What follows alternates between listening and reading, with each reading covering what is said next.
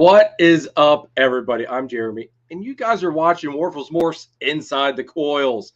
I'm still loving the name. It's sticking, folks. It's sticking. It was something I felt really out of place. Nobody else, well, everybody else, I should say, had a name for their show, and I had nothing. So I like this Inside the Coils. So we're gonna keep it, and it's fitting. I mean, hey, it's snake related. It works. So tonight, folks, we've got Melecio from Wisconstrictors joining us. Super excited to have Melecio on. We were backstage kicking it and like basically nerding out just over, Star Wars and our collections and all that good shit. Backstage just having a good old time. So I do apologize for the slightly late start. When you get me started on my nerdy stuff, I just run with it. So I was like, oh shit, it's showtime. So my apologies, everybody. So let's bring Melecio out, and then we'll go through, say hi to everybody in the chat, and we'll give thanks to our sponsors of this week's episode. And we're just gonna have a good old time. So here we go. What's up, Melecio? What is up, Jeremy? What is up, everybody in the chat? Appreciate you for having me on, man. Dude, thank you so much, man, for coming on. I really appreciate it. You were on my list to have on here, and it was just a matter of time until I finally got to you. It is much appreciated, man. Like, this is one of them shows that you always leave with some gems. So, I mean, you're doing. I'm sure that's the goal. So, you're doing what you're supposed to. I do. I appreciate you saying that, man. Like, sometimes, you know how it is. To find people to come on, or to get the show just going and flowing. Sometimes it's hard. Yeah.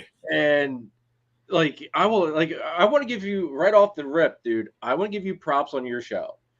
I can sit here, I can do my snakes, and I have a hard time leaving this computer because I appreciate that. The chat, because everything you guys have going on the board is interesting. The chat's always cooking good.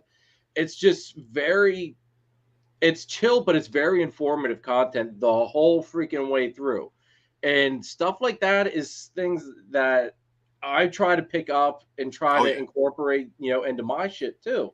Yeah, you do. Because yours flows. Like there's no scripted things. You guys it just flows and it chills. And I have a hard time doing that.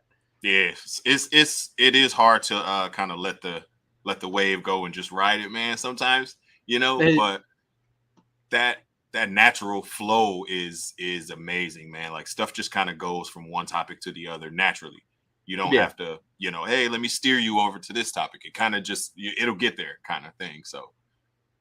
See, that's like, I always have topics listed because I always feel like I'm sometimes over organized. Yes. It could be my freaking downfall. So, but at the same time, I've started to realize is like, when I first started doing this, it was so like, here's all my questions. It was the same thing every freaking show. Yeah. And I legit started boring myself slightly. It's like, God, it's like, this is like, just a repeat over and over and over. And this year with season 2, it's like, I got to change something up. It's like, we got to manipulate this more for every guest and, kind of get out of that repeat. So that's what I've been trying to do with season 2. And hopefully everybody's been loving it. Oh yeah, it's definitely been working, bro. I pay attention, man, to everything, because I try to pick up little things from everybody and kind of incorporate it into my style. Good things that I see. And I mean, that's one of the first major things that I noticed about the show. Like, it's never like the same boring questions that you hear on everybody else's podcast. You know what I mean? Like, it's different. It's fun. Like, it's interesting. Is the topics vary? I notice you kind of let things flow, like it gets outside of the snakes and stuff like that. So it's awesome, man. Like there's more than just snakes to us, honestly. Exactly. So it's a good thing. I completely agree. As we see in the background, we've got a Venom candy dish, which I freaking love, and a Deadpool poster. Like, dude, I'm not gonna lie, I'm digging the candy dish because a couple years ago I had a chance to buy a Boba Fett candy dish. Oh, really? And I kick myself in the butt every time for not buying that thing. Yeah, my wife actually on that. Anything with Venom, Spider-Man, Deadpool, Wolverine, anything like that, she's on it. she'll grab it up and just be like, "Hey, babe, I got you this." So, dude, that's nice. yeah, man. All right, bro. On this nerdy train though, what do you think? Because I was torn between this with Hugh Jackman as Wolverine. Do you think they did good by letting him the way he was, or should they have put him in the comic outfit? I liked it. Okay. I like the whole, because I mean, if when you think about how Logan ended, his story ended in Logan, it follows that same kind of narrative. Like Wolverine never took no shit, even in the comics. You know what I mean? Yeah. Like he was never the type he didn't like to play with the team and blah, blah, blah.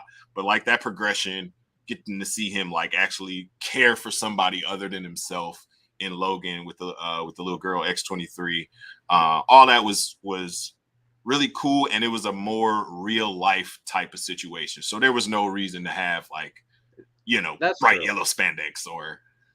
That's true. I didn't look at it that way, but you do make a good point on that. I wish we would have at least had a comic version in live action with all the actors as they were in the cartoons and stuff. Agreed. I would love to see that. I definitely would want to see that too. And I hopefully, because I mean, we got a little taste of it in Multiverse of Madness when Patrick Stewart came back as Professor X on the yellow chair, and the do like the cartoon sound came when he bro. It was I stood up in the theater like, oh my god, like here we go.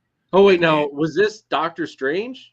That was that was Doctor Strange. Multiverse. Okay, see, all right, I heard about this, but I didn't see it because Doctor Strange is something like, I don't know, it just wasn't on my radar. Maybe I need to. It wasn't great. The movie itself was not great, so you didn't miss anything major. But being able to see like Patrick Stewart cross over into a different universe, they had Captain America, but it was Peggy Carter instead of Steve Rogers. Like it was this whole like what if type universe. Black Bolt was there from the Inhumans. Like it was nuts. That part was the greatest, and it was like a horror movie. The way it was shot and everything, just that scene, you just watch that scene. It was great. Yeah. I'll have to check out the whole movie at some point. I mean, I got the whole week. Decent. It was decent. Oh yeah, you on your bachelor week this week. That's it. I got a bachelor week, everybody. It's just me and Dom all week. Heck yeah, bro. Karen, the kids are going off to the beach with her parents and family. I got to get everything ready here at the house for the barbecue this weekend. So I got a bachelor week, so I'm gonna got a lot of work to do, but I'm gonna make sure I get some me time and some relaxation in. Oh yeah, for sure, it's mandatory, man. That's another reason why like the escape of this nerdy stuff we into is such an escape for us, because like during that hour and a half or 2 hours where you watching Boba Fett or you watching Captain America, whoever it is, like you're not thinking about, oh shit, I got 50 snakes to clean, or I got rats, today is rat day or whatever. Like you just blank out for those little bit of time, and it's cool. It's good for your brain to kind of, recharge and get off that. It kind of hits that manual reset almost. It just kind of resets everything, puts you in a good place. All right, let's go through and say hi to everybody in the chat, because if we don't do that, I'm going to be so far freaking behind, bro. Like I get lost in the chat, bro. I know how it goes. We got Kent. What's up, Kent? Thanks for tuning in, bro. Appreciate you, Kent. We got Kaiju. What's up, Kaiju? Dylan, what's going on? Where's Tang? Frank, what's up, brother? Good to see you. We've got the best supporter in the whole hobby right here. Kike, what's going on, bro? Thank you for tuning in. Tara from Voodoo Doll Royals, what's up? Thanks for tuning in. Thank you. Jim from Straight Blast, what's up, bro? We got Main Squeeze in, what's going on? Bob from Reptile Morphs. What up, Bob? We got our sister, Nicole from Lady Tiz Exotics. Everybody, make sure you guys go and are subscribed to Nicole at Lady Tiz. She's got an amazing channel. Awesome live stream every Saturday. I always seem to miss part of it, but I do try to catch up on the replay. But I think it's like 1 p.m. Eastern. Yeah, it come on at noon my time. So it's always at like the worst time for me to try to catch it. Yep. But go give Nick Cole some love there. Heck yeah. Show sis some love, y'all. We got Casey from Jeff's Reptile Creations. What's up, Casey? Thanks for tuning in. Joel, what's up? Thanks for tuning in. Let's see here. Jason, Earl's Exotics, what's up? Jason says, hi, guys. Well, Jeremy, I got 5 slugs and 2 infertile. Oh, man. Heartbreaker, bro. I'm sorry. Dude, that would make me sick, man. There's what I was afraid was going to happen with my carpet clutch. Was that exact, like, first year breeding carpets, I was ready for disaster on it. How many years you been breeding carpets now? This is my first year breeding them. Oh, this is your first? Oh, this is my first year breeding them, dude. And let me tell you, I love ball pythons, okay? Don't get me wrong on this, everybody. I love my ball pythons. Carpet pythons, totally different ball game. Not the first person to tell even me just from like the egg cutting. Yeah. Like a lot of them came like barrel ass in their head out of the egg, kind of like, let's take on the freaking world, Like they're miniature versions of the adults, like off the rip. That's awesome.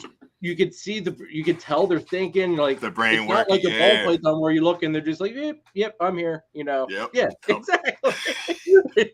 Like these guys off the rip are freaking thinking and taking things in, dude. And that's awesome, man. I've got a few. Most of the clutch is really, really down to earth happy. I've got 2 that think they're about 10 foot long and about 100 pounds. The one that always happens. They're so little though. They're so little, and the one the one's really feisty. The other night she was all raised up in that S bend, and she had the mouth open, the tongue just hanging out. It wasn't even flickering. The tongue was just out. Try me, boy. Yeah. Well, I tried her. She got me. And it's surprising because I thought, like, they're so little, like their teeth, like they've got to have itty bitty teeth. She drew blood. Oh wow. Yeah. Well, do they eat birds, right? The bird, they're semi-arboreal, so they basically eat anything, dude. That makes sense. They got to be able to get through them feathers and hold on, so that makes sense. Yeah, but dude, I was impressed. A little baby like that. She didn't draw much. It was like 2 drops. Like it just left 2 little drops right there on my finger. She was ready, but it was blood. I give her credit. She drew blood. She was ready. That's funny. Yeah, that reminds me of like when they come out of the egg and how smart they are. Like that's what Nicole says about the retics too. And like my retic pretty smart. Like he knows what's going on and what I'm doing at certain times. Like he knows the routine. He knows when the dog's coming out. Like stuff like that. He knows.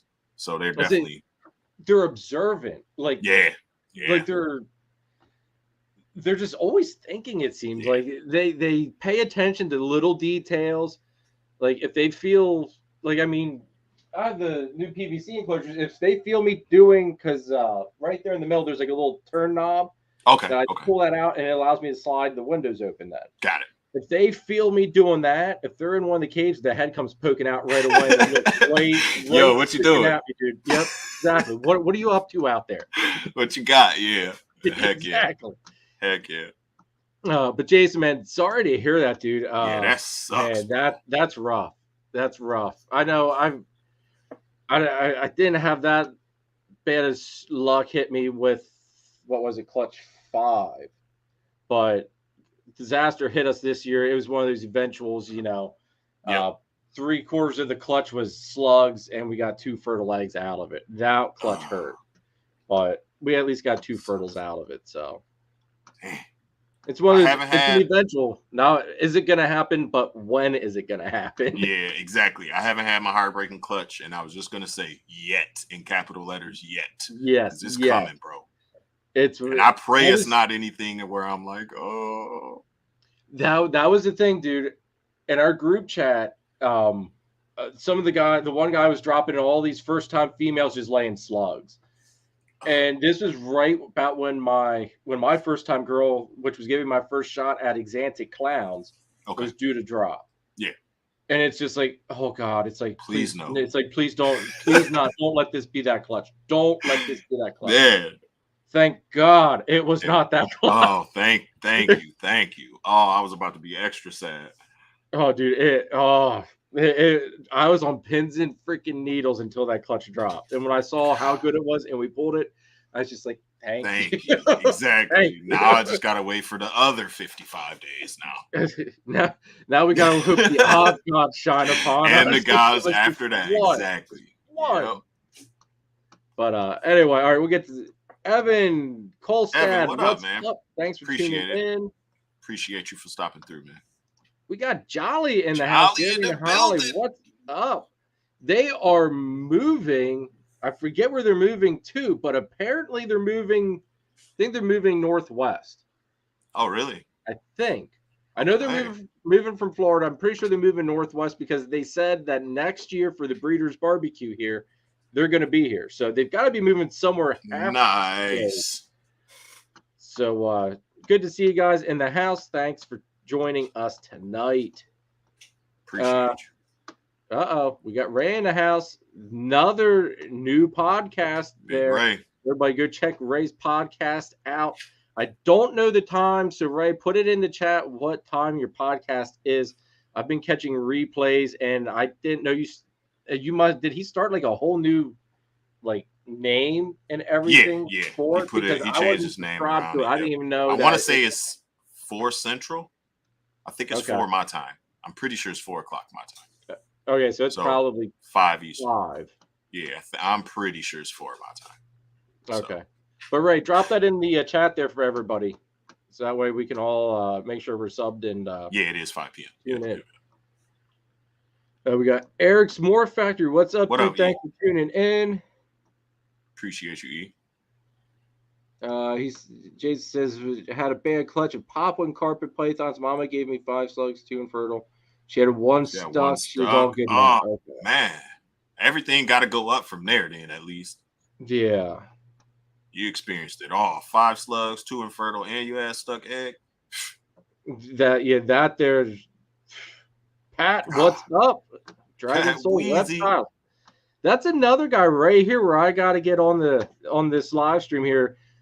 And I'm going to have to, Pat, I'm going to throw you under the bus. I'm going to have to let Danny know when you're going to be on. That way Danny could be in the chat giving you shit all night, bro. Pat'll love it. He built for that, man. That's what he do. He made for that. Pat, thanks for tuning in, bro. Greatly appreciate it, man. Shout out to Pat, man. Jamie from Rising Phoenix Reptiles. Jamie. What's up, Jamie? What up, Jamie? Appreciate you. Let's see here. Clint from Tight Grip. What's up? Thanks for tuning in. Appreciate you, Clint. Thank you. We got Lou Balls. What's up, bro? Thanks Lou Balls. Jeremy Big number supporter. 2. What's up, Jeremy Bald? Everybody, if you guys didn't check out our live stream last week with Jeremy and Julie here, go and check it out. It was a great live. I think we almost went we were almost like 4 hours in that live.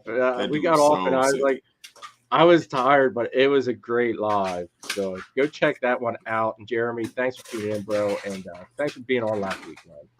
Yeah, that was awesome. Let's see here. We're almost caught up. Ashley and Nikita, what's Ashley up? and Nikita, what up? Appreciate y'all. Let's see here. Vision Quest Reptiles, what's Big up? Dan, what's up, man? Bad and Bougie, what's up, guys? Thanks for tuning in. Appreciate you, Bad and Bougie. Oh, snap. There's T and Keisha. Homie T Keys. It's my ace right there. Appreciate you, my G. Let's see. That Strictly Strange Snakes. That is a slight tongue twister. That is. But thanks for tuning in. They say, how are there so many people in the chat and so few likes? Hit the like button. Do it right now. Yes. Hit that button. Quit playing. Like button. And also, if you're not subscribed, hit that subscribe button, please. I greatly appreciate it. I drop videos once a week, every Wednesday. Do a live stream every Sunday, 8 p.m. Eastern, unless I got a Comic-Con on Sunday. Then we flip-flop that shit to Saturday because nothing interferes with my Comic-Con time. Nothing. Especially this year. Dude, all right, well, not this year's, but this one coming up. Yeah. Warwick Davis. Oh, my God. Are you serious? Warwick Davis, dude. What? Wicket and Willow himself. Willow himself? Are you serious, bro? Yes. Oh, I literally just got goosebumps. Literally. Bro, Willow used to be one of my favorite movies when I was a kid, bro. Yeah. And then when I found out he was like the leprechaun and just, bro, like what? Dude, he's had so many freaking roles. It's so like, many roles, God. Bro. Man. Oh, that's awesome, bro. That is awesome. Speaking of Willow, did you watch the I don't want to say the review, but I guess it was the add-on to it. I think you're on board with how I felt about it. I kind of dug it, but I mean, only strictly on nostalgia. Yeah. Only on nostalgia. The story and all that was man. That's right. Basically how I felt with it too. It was the nostalgia of it, but 100%. Oh, they moving to Indiana. Oh, y'all Indiana, right up the street then. Close to ARS. Yeah. What up, Glenn? Appreciate you, man. 3 hours from Tinley. 3 hours from Tinley. Uh-oh. We'll see y'all there. Ooh. See, all right. Now this was good information to drop. Yeah. Because now when they say, hey, we're going to come for the barbecue, I'm going to tell them, you guys got to pick up my ARS rack first and then come because they got that big ass trailer. They can bring it. Hey, James in the building. What YT Vets, what's up? Thanks for tuning in. Tang. What's good, James? And I saw Pipeline in there too somewhere. So was Pike? Did I miss Pike? I thought I saw Justin in there somewhere. Oh, yep. Justin, what's up? Thanks for tuning in. Appreciate you. I don't know how I missed that. That dude, I'm surprised he had a minute to even talk in the chat, man. That's one of the hardest working dudes I've ever met in my life, man. Oh, awesome. Well, thank you, Justin, for tuning in tonight and being there in the chat. Heck yeah. Oh, my brother Charlie, Reagan Renee, what's up, bro? See you. Fellow Eagles fan. Like, what, 6 days, bro? 6 days, and you'll be here. That's dope, man. I can't wait to. Well, me and my wife was just talking about that. Can't wait to start doing like a annual or twice a year type barbecue cookout thing for everybody to just come and shoot the shit, man. That'd be so fun, bro. Last year's, I want to say it was like 20 people, maybe. Yep. It was just really small, just basically just PA people in general. And this year, I thought, well, it'll basically be the same. We might add a couple people, you know. Yeah.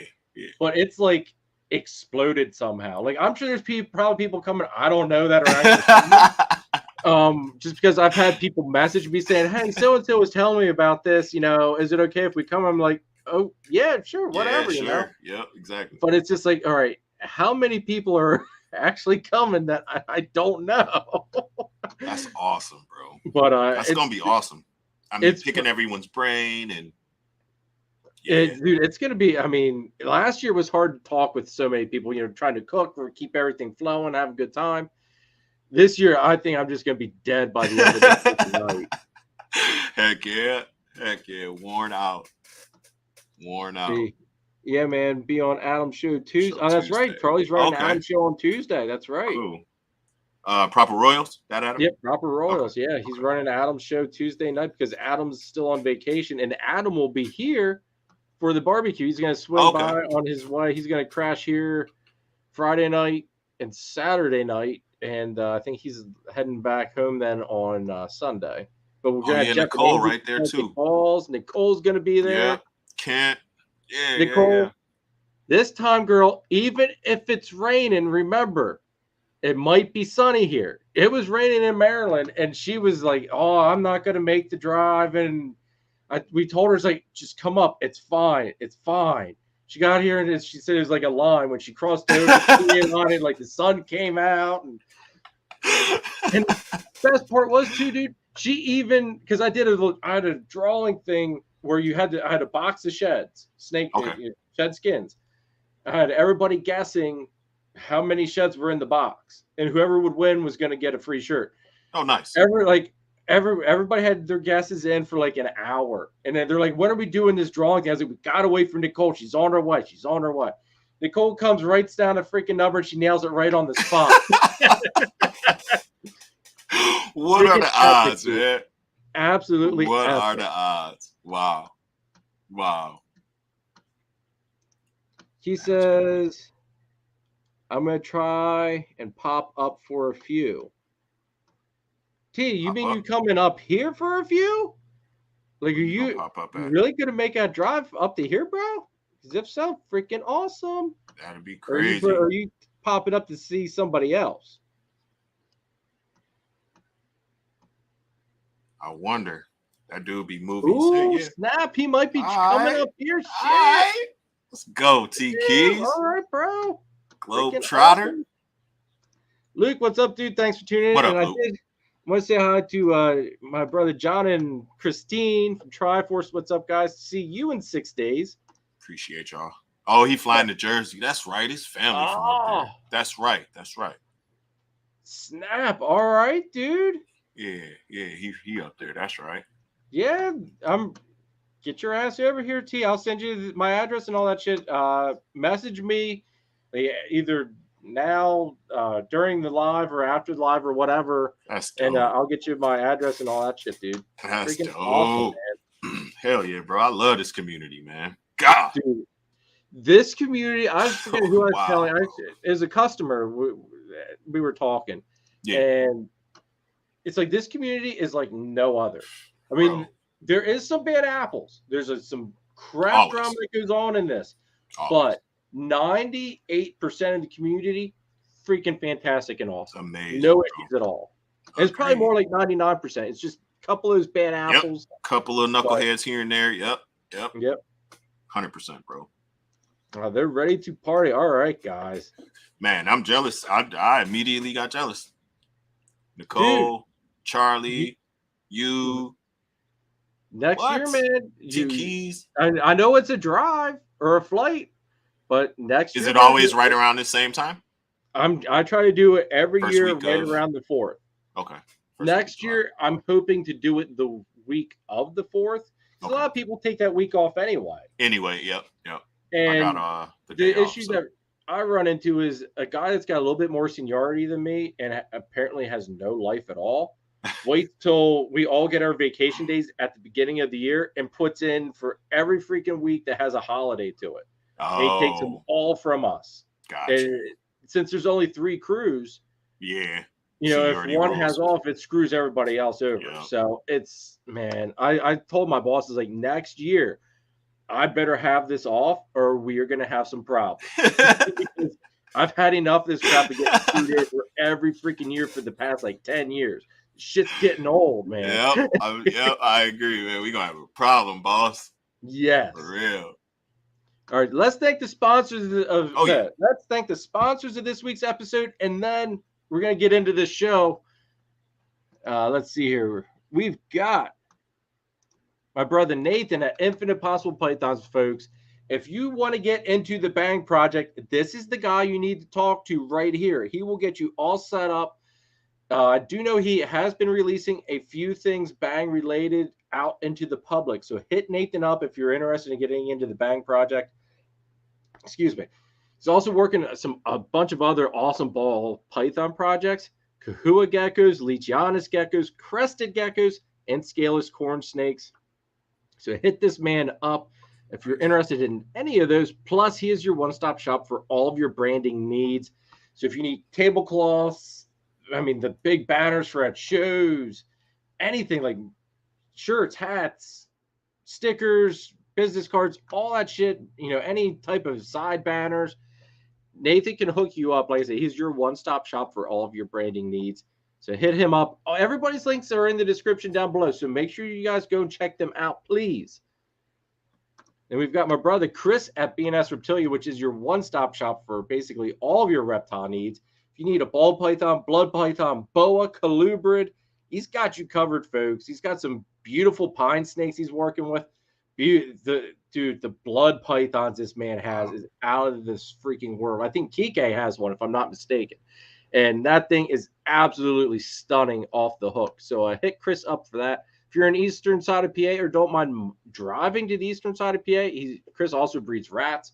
So you hit him up for your rat needs. And on top of it, he is Pennsylvania's distributor of Cocoa to Go and the Chipper, which in my opinion best reptile cocoa substrate on the market today. I absolutely love it. I have no plans on ever switching from it.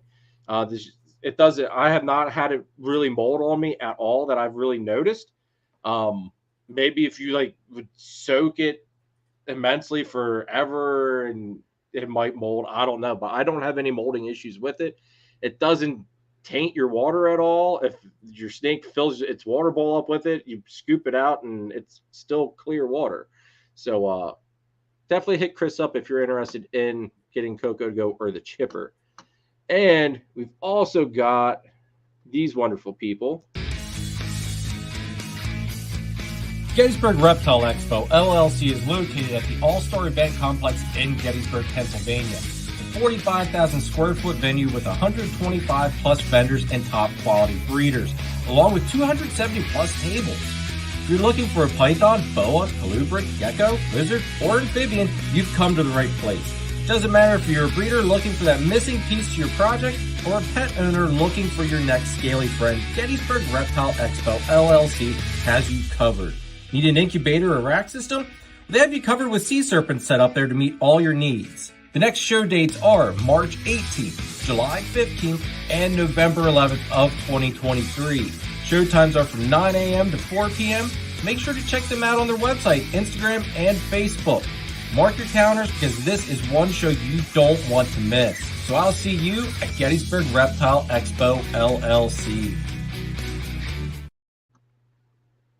All right, let me get rid of that. All right. Now I also do want to say, everybody, Husbandry Pro, if you're not using this reptile record keeping and tracking software, you're missing out. It is probably the best tracking software and record keeping software on the market today. It's good for anything. You don't have to, it's not just ball pythons. You use it literally for anything. Click our affiliate link in the description down below or scan this QR code if you're watching on a computer. But it's free 30-day trials. You can't go wrong with a free 30-day trial, folks. You really can't. So go ahead and give it a shot and let me know what you think, because the best thing is this software is shaped by the users. And if you're doing shows, a nice little tip, you can print out these QR codes and slap them on your displays. Customers can go by and scan them, and they can find out every little detail you want to allow them to know about that animal. It alleviates a whole bunch of questions. Plus, to me, I think it looks a little bit cleaner, and it seems that the customers are, I don't want to say they seem like they trust you more, but it shows that you're not trying to hide something, I guess is the better way to look at it. Because, you know, obviously if you're keeping track of it, you know, you're showing that you're not hiding anything. But a free 30-day trial on that.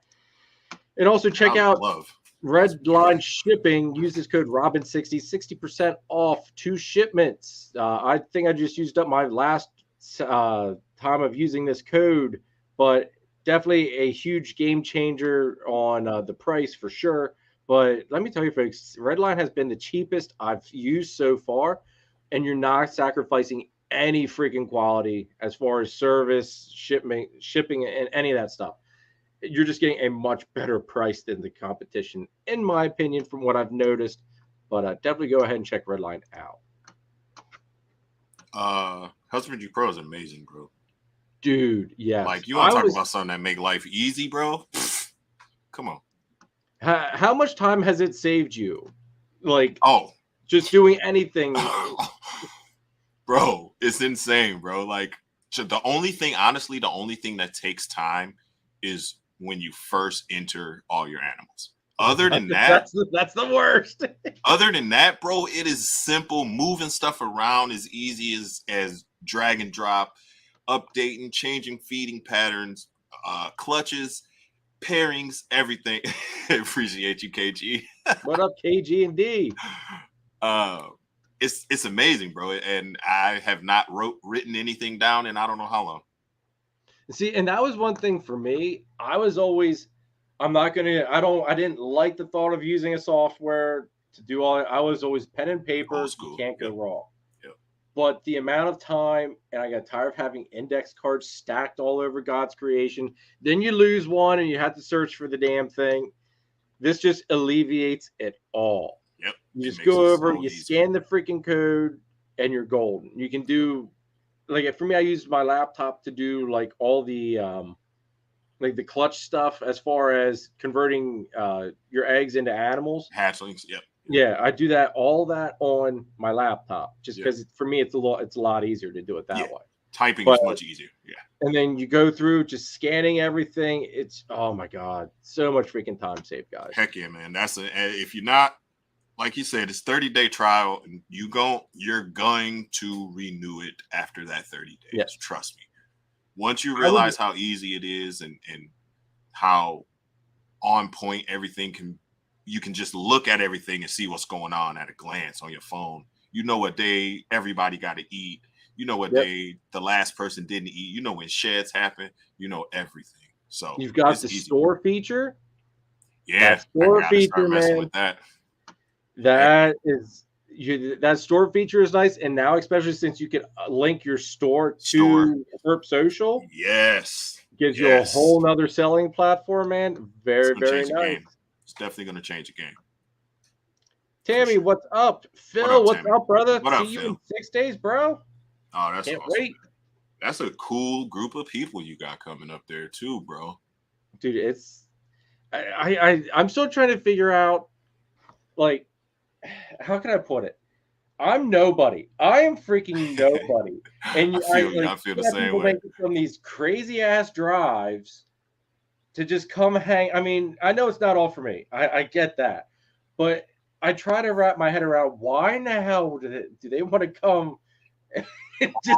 I don't get it. Yeah, I feel you. I appreciate it, everybody. I appreciate it. That's just you being humble, bro. You know what I'm saying? Like, even though you're doing what you do, you're successful. You got, you're pushing this YouTube thing, you're pushing the podcast thing. You doing what you're supposed to be doing, bro, and people recognize that. That's all it is. I appreciate that, man. Oh yeah, for sure. So let's get into you, Melecio. Tell us a little bit about yourself and what got you into wanting to be a breeder. Same story as everybody, man. When I was a kid, I used to run around catching frogs, little snakes, garter snakes, things like that. And like my mom, you couldn't bring none of that stuff in the house. So I had like a tank that I would just keep outside, and I would catch like garter snakes and little grass snakes and stuff. And one day, one of the garter snakes that I had in the tank outside, I go out there and check the tank.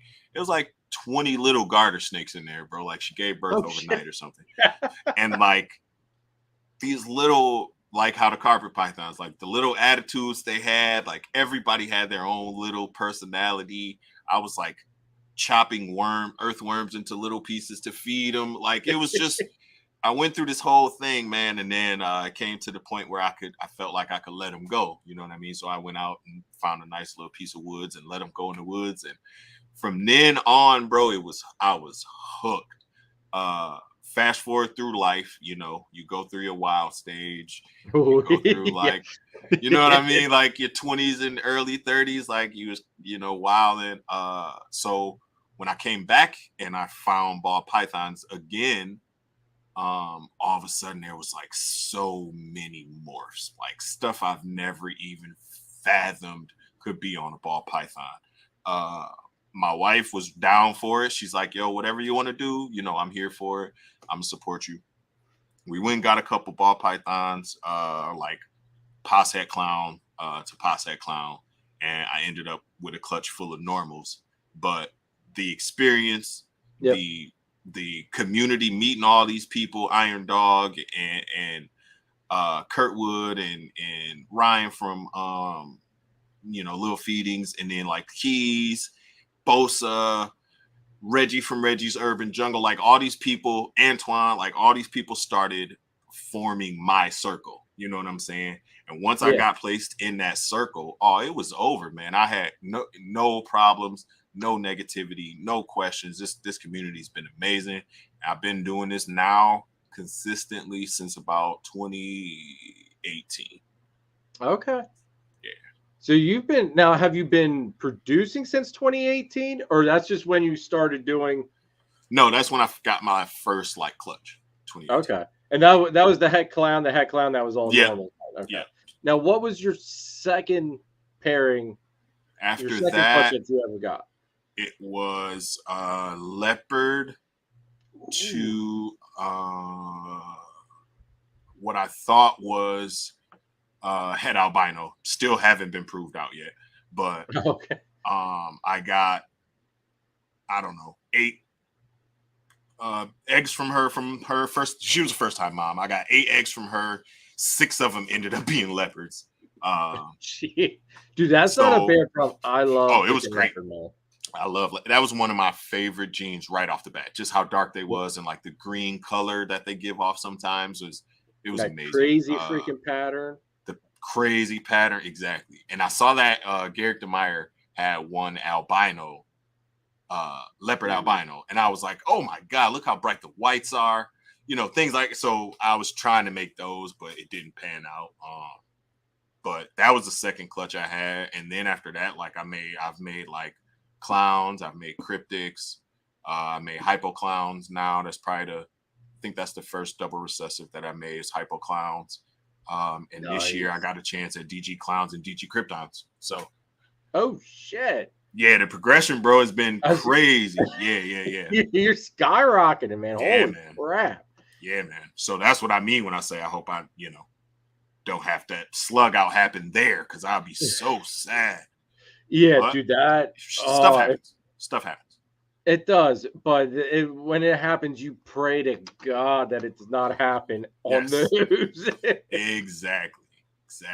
So I mean, like I got a bunch of head DG stuff that I made to the last year. So I'm growing all those up. I kept like 6 or 8 females from those to grow up and make some DG stuff.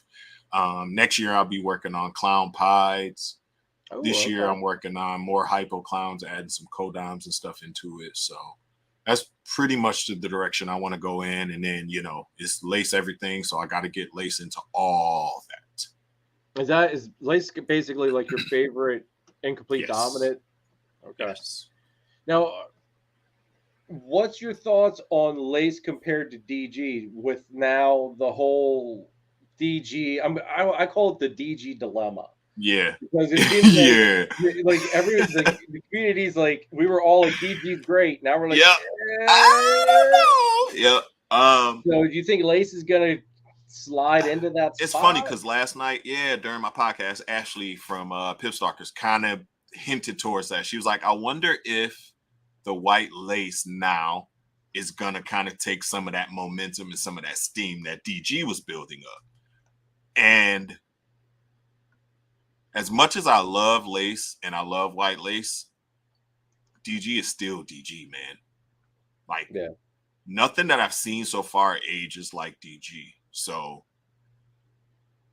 until lace has, 15, 20 years in the game to show that it can hold its color through all these combos and all these genes like DG does, then I can't give it to lace yet. Not yet. It's definitely pushing though. It's knocking at the door. Because I know, like it was in one of your lives. You guys were talking about it, and I had asked, how does the white lace hold its blacks? Because that's like the main thing with DG. It's the freaking contrast. Yes. And you pulled out an absolutely amazing snake. I don't know if you want to pull it, if you want to show that sucker off now too. I'll put you up on the big screen, but it definitely answered my question as far as how white lace holds the blacks. And this is why I'm torn as to how this whole thing will go, because look at that. Jet black, man. That is black. Now everybody knows what I'm going to say, but I'm going to have to say it anyway. You throw you got to have those nice blacks in that contrast for Xanthic. Yes. And that's my whole thing that I worry about. It's like, will it work well in my Xanthic stuff? And if this is going to be an easier route to hit, maybe down the line, because I mean, I've got my DG stuff set in place. Yep. So I'm going to, hopefully I can nail the odds and everything will work out great. I think that's a great project to go for, bro. White lace Xanthic. I have not seen or heard anything about that, or even lace Xanthic for that matter. And I pay attention to lace. Like, there's some pretty good lace double recessives coming out soon. But like I haven't not seen xanthic in them at all. So if you push that, bro, you might be the only one in that lane, or it'd be very few of y'all in that lane. So I might have to maybe go and get me a lace or something now. That's good thinking right there.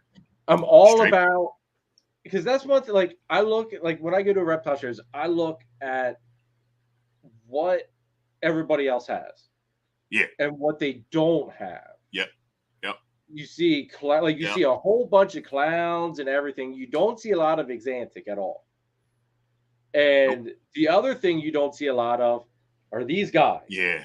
You don't see carpets rarely. And if you do, I mean, normally they're really nice examples, but there's not many people with them. So it was a no-brainer for me. It's like, I love the xanthic stuff. Those carpets, man, they just take the breath right out of my freaking...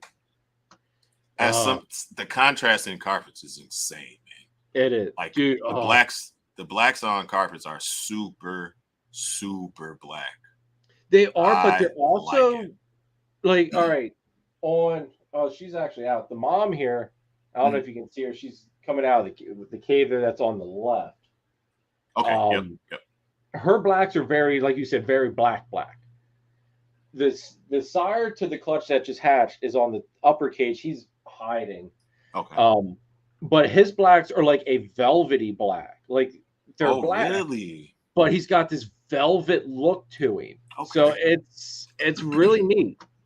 That's cool. That sounds cool. I can picture what you mean by like a soft. Yeah, the blacks just look like very the oil slick kind of look to it. Yeah. Like you almost have to see it to understand it. But yeah, sure. I like the way you put that. It's soft looking. It's like a soft black. That sounds. I like cool. that. Yeah. I like that. Jim says lace has always been better than DG. I've heard that from quite a few people. Like the white lace clown compared to the DG clown, I really think the white lace clown looks better than the DG clown. With certain genes in certain combos, like the let's say an inchy white lace clown versus an inchy DG clown. Give me the inchy white lace clown because of that same reason you just talked about. Like the darks are going to be a little bit darker. It's gonna the lace will fight against that inchy better than DG will. You know what I mean? Like, because DG wants to lighten everything up and give it the inchy colors. And LSR Fire too. Don't forget about LSR Fire. Yeah, 100%. LSR Fire. I'm kind of on the radar with that too. And he's been releasing a lot more lately too. Not crazy to flood the market or nothing like that, but he definitely been slowly but surely releasing them. Spicy. That's smart though. Spicy got one LSR Fire that's crazy. I know Jeff and Angie, they're a Celtic god. They have one. Yeah. They also have acid, which that's insane. That like I don't know. They're hooking me big time up with that. I can't believe that's a codom. Dude, I don't. And the price, the price with it being a codom, I can't understand. Yeah, true. But Jeff and Angie's getting a jungle carpet from me, one of the hatchlings, and they're hooking me up with an acid, dude. So it's just like freaking awesome, man. That's lovely. Cypress white lace Krypton. Yeah, it's coming. It's coming. I think that Juan from Windy City got a a white lace GHI or something like that. He got that's insane. Ooh. Yeah, something insane he got, bro. But yeah, that's the goal eventually, is to just put lace into everything and eventually white lace everything. Okay. And I really want to focus on, because the lace does good with like the yellow belly stuff. Okay. So that's really what I want to because of the checkering, or okay. They like interact and they don't fight each other. They both say, "Hey, let's kick it up to 11." Okay. Yeah, I got it. It's nice. It's nice. So I want to put that to like asphalt, yellow belly. I want to make like white lace freeways, white lace bypass, stuff like that. Oh, dude, white. Yeah. I love me some freeway stuff. Exactly. Oh my god. Yep. And like how dark. Oh, man. I can't wait, man. I can't wait, man. Gosh. Now, what's your second favorite incomplete dominant, other than taking white lace out of the picture? What would your second be?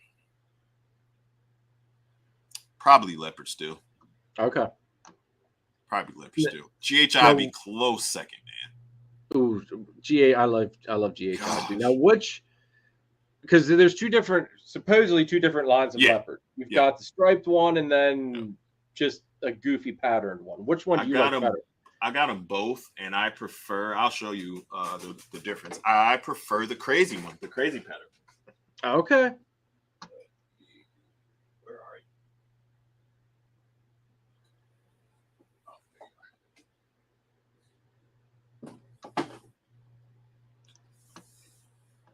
You're right on that one, Lou. There, the nice thing about lace is the fact that you can do the super. Super. Yep.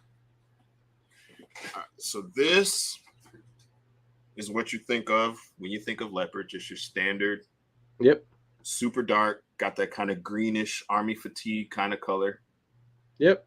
Pattern a little bit crazy, but nothing outrageous. That's like the standard. This is that crazy one, man. Yep, and I mean it's just so wacky. Everything's pulled, stretched. The alien heads don't have any like uniform shape to them. Everything's like weird. It's super crazy, man. See, now here's the funny thing, all right? Because I think I've only got that I've bred so far. I've only got one, standard form of leopard, and I do believe it's just I think what mine's like your normal stereotypic leopard. Yeah, I can show you what I'm talking about because I got two different examples of. Perfect. I love seeing stuff. I love this type of stuff. Man, and now this is a pewter leopard. Let me flip it up here. I mean, so everybody knows what. Okay. Yep. Pewter looks like. So I mean, I think that that might be the crazy pattern. There's a lot of stretching. Yeah, that looks like the crazy leopard. But look at how the alien heads are. All right, now now this has one of my not so crazy line of pastel to it. Okay, I call it my normal pastel. All right, now let me show you the crazy pastel. Okay.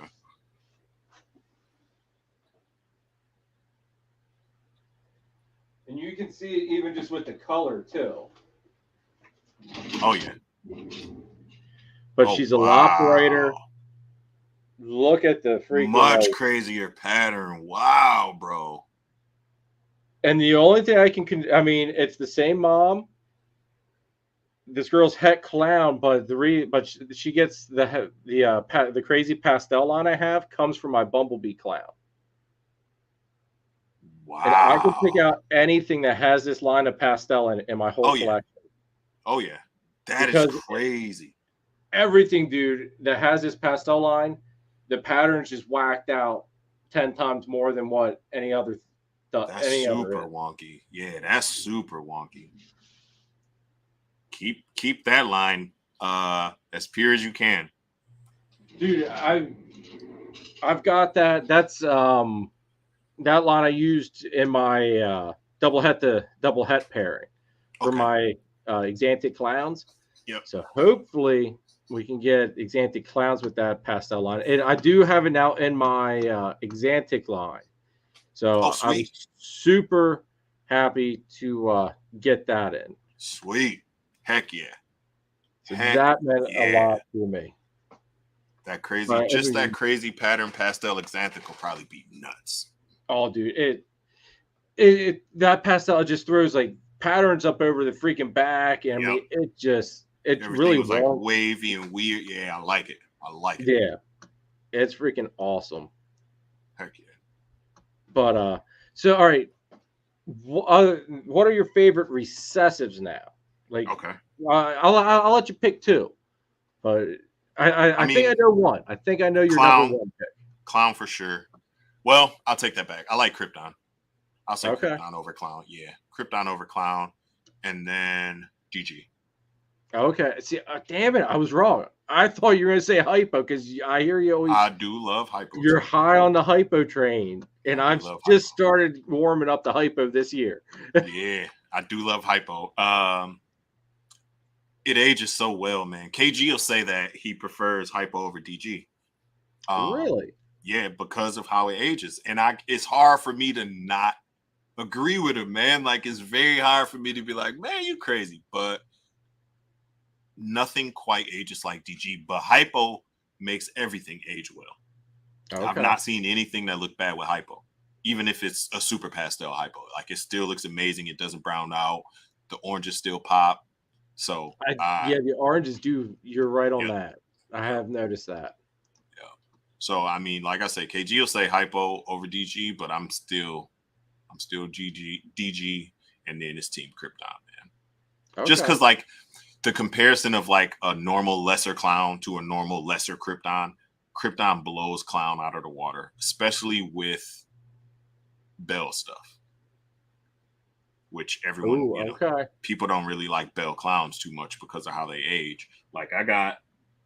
Hopefully no one's in shit. I'll show you a lesser Clown and a lesser Krypton side by side. Yeah, show that off, dude. Show it off. Hopefully nobody's in shit. Ooh, don't bite me. Jim says Hypo's greater than DG. Hypo doesn't wash out. Yep, that's what KG says. Yep. So KG and Jim in the same boat. So here, I'm going to start lesser Clown. Just what everyone is used to. It's already starting to brown out. Especially up here. Oh, okay. Dude, I still love that contrast, though. The colors are still beautiful on it. Yeah, I love lesser and butter, and I love all Bell stuff. But when you compare that to this... Oh, yeah. Exactly. There's no comparison, bro. It's Krypton all day. Yeah, that, I like Same exact color palette, just... kicked up. Everything's kicked up. The whites come up so high on the belly, it's like impossible to even see. See, I might next year be able to possibly produce a Krypton. That Partho girl I got from Jeremy Bald. Yeah. There's a chance she's cryptic. He got a lot of cryptic floating around in his collection too. Because I think the person he got that Enchi girl from, I think that they worked a lot of cryptic stuff. Okay. And with her being a Partho, you know, like everybody that's seen this girl has even said that that's just not a super Enchi. And gotcha. I mean, well, here you. Yeah, let me see, because I mean, if that neck stripe is there, I think it's. Oh, dude, it's like. Now, Jeremy did have an interesting point. It could be just because of her being a Partho as well. That adds to the look. That's true. But oh wow, look how thick that is back there. Show me. I mean, I've not seen a super Enchi. And it's stretched over the back. They're kind of pinched. Stretching across the back all the way. Let me see the neck. They're kind of chained together there too. I see that. Especially on that side over there. They're chained in together too. Good possibility, bro. Are you pairing her to a Clown? I'm going to, yeah. I think I'm going to throw the Batman to her. Oh, yeah. So, hell yeah. Oh, my God. But here's the kicker, though. The Batman might either has yellow belly or red stripe in it, too. That's even better. So, it'll be some crazy shit that comes out of it. Hell yeah. What? A yellow belly Batman Krypton? What would you even call a Batman Krypton? Does it have a name? Dude, I don't even think I don't even know if one exists. Wow. That would. Hell yeah, bro. Good luck to you. Dude, like my Batman project stuff, everything came from my buddy Danny at DTMG. So the Batman himself is either yellow belly or red stripe with it. Now, either one of those. The Bruce Wayne that I have, we think has red stripe. We're not sure, but so I'm gonna breed him to her when she's of size, and we're gonna see if we can't make some super red stripes or something. Hell yeah, bro! Oh my goodness! Hopefully, before then, we've got her proved out as, or him proved out as red stripe before red that. Stripe. So. Yeah, that's awesome, bro. Oh, that pairing is gonna be sweet. Cutting those eggs is gonna be amazing. My big thing is it's going into Exantic though. It's all going. It all. The end goal for everything here is take away all that freaking color. Make it black and white. You and Ray will get along real good. Ray say the same thing. Get rid of all the color, man. Yep. Make it black and white. Color and that thing in black and white would be crazy. Just the girl you just showed in black and white would be insane. Oh, dude, I never even really thought about that, but you're right. That would look nice. That would be insane. Yeah, bro. So now, what are some of the recessives you're main focused on right now in your collection? Now? Clown, of course. Everyone loves clown, so I mean, you gotta have clown as a staple. I'm really getting into a lot more cryptic / krypton territory. I got a couple males that I'm growing up and a female. Justin made the Batman Kryptons. Oh, he just didn't name it. Okay. That makes sense. So Krypton for sure. Clown, of course. I'm gonna do clown pie. So I'm sure I'm gonna have like some leftover just clowns had pie and just pie had clowns. So those I want to do Kiki's, but the thing. What's a Kiki? I've heard I'm really stupid on that end. No, G-stripe clown.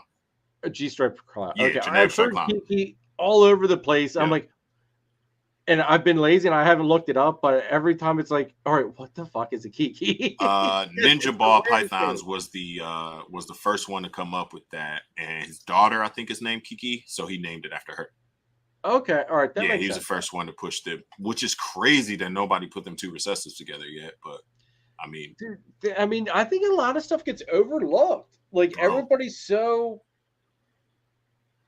How do I put it? There's so many people that are chasing Justin, the leader. Like they're chasing Justin, or they're chasing Billy, or Will Morose. Yep.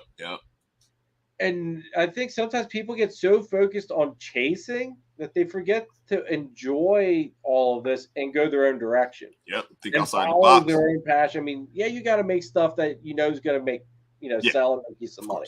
Because no matter how, in my opinion, no matter how much you love this, you still got to think with the monetary aspect of it. Exactly. Because this shit ain't free. All this shit costs money. 100%. Exactly. The racks, the food, upgrading your genetics, getting that more powerful. Like, it's all driven by money. So you've got to think about the money end of it. Yep. 100%. But I think that's where you see the true inspiration, though, is when people go off on their own direction and do their own thing and say, what you're doing's cool. I like it. I'm going to go over here. What up, Joey D? Appreciate you. I'll go give the homie Meteor Serpents a follow. He just started a YouTube channel. That's my podcast co-host right there. Oh, nice. Yeah, Joey D. He just started a YouTube channel. So y'all go get that man some love.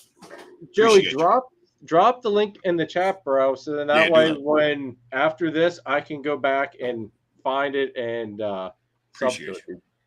Appreciate you, Jeremy. Yeah, man. So yeah, but the thing with that I want to do with Kiki's is I want to hypo them. Shout out to Ashley and Nikita from Pip Stalkers. But I want to do hypo genetic stripe clowns. Ooh, yeah, those will be pretty. And then add there's really only two recessives that I'm thinking of right now off the bat that I want to get in there: Leopard and OD right away. Ooh, yeah, right away. And then of course, lace everything. Leopard and OD, I think, are one of those things. I don't know if it looks bad in any combo. Agreed. I've never seen a bad looking leopard at all. And I don't know if I've ever seen a bad looking OD. Agreed again. because OD cleans things up. That's granted, it changes color. I mean, it makes your stuff look orange, but a lot of people overlook the fact that it helps to clean stuff up, man. Like it does a lot to reduce a lot of the jumbling down at the bottom of the alien heads, and even like the shape of the alien heads themselves, they don't look like they're from a Nintendo as much. It's a little smoother. It's not so much like pixelated. So, and then it helps the blacks out a little bit more too. Definitely helps blacks. It gives those 100%. blacks a little bit more intensity to it, which I freaking 100%. love. 100%. Yes, that was one of the first things when I actually like laid hands physically on an orange dream. That was one of the first things I was like, gosh, the blacks are super black on this thing, man. Yes. Yeah, that's why OD and Pied, I believe, is like a must. Yes, like a must, because them the two stripes and those saddles, bro, they get so dark when OD is at it, and that I love it. Dude, I picked up because Pied was originally not on my freaking radar. Yeah, like same.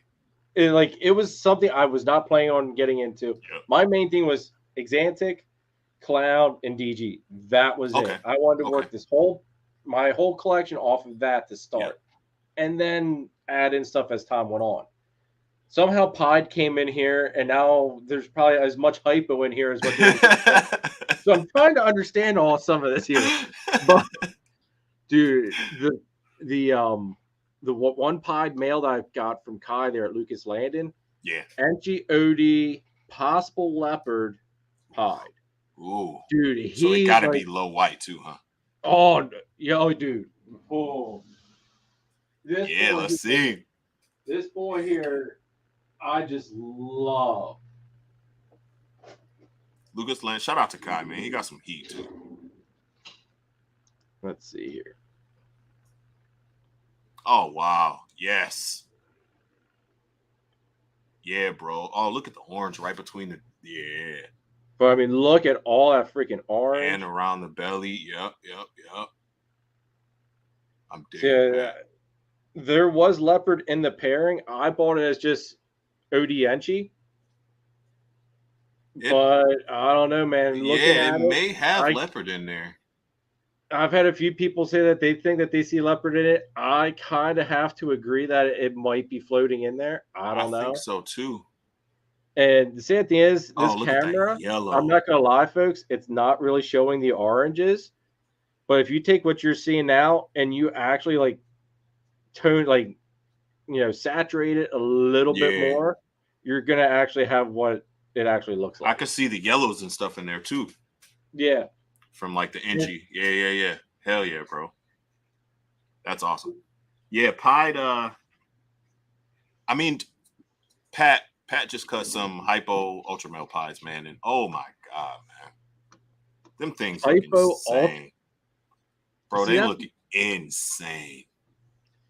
All right, now, what's you like? Do you love all like? I can't get into ultramel. I don't know why. It's Team Ultramel, but I don't have it like heavy in my collection or nothing. It's not like something that I'm working. I mean, I got the only pairing I had was I got a pastel, or no, I got a pinstripe ultramel that I paired to a Enchi Mojave female.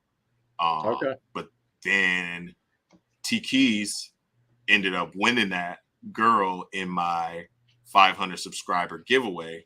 So now she's like gonna lay, and they're gonna be 100% hair ultramel. So yeah. So I mean, but that's Tiki. So if I want a girl, I'm sure it'd be nothing for me to get a female from him. So he'd dude, man, he'd hook you up so freaking quick. Your head would be spinning. Exactly.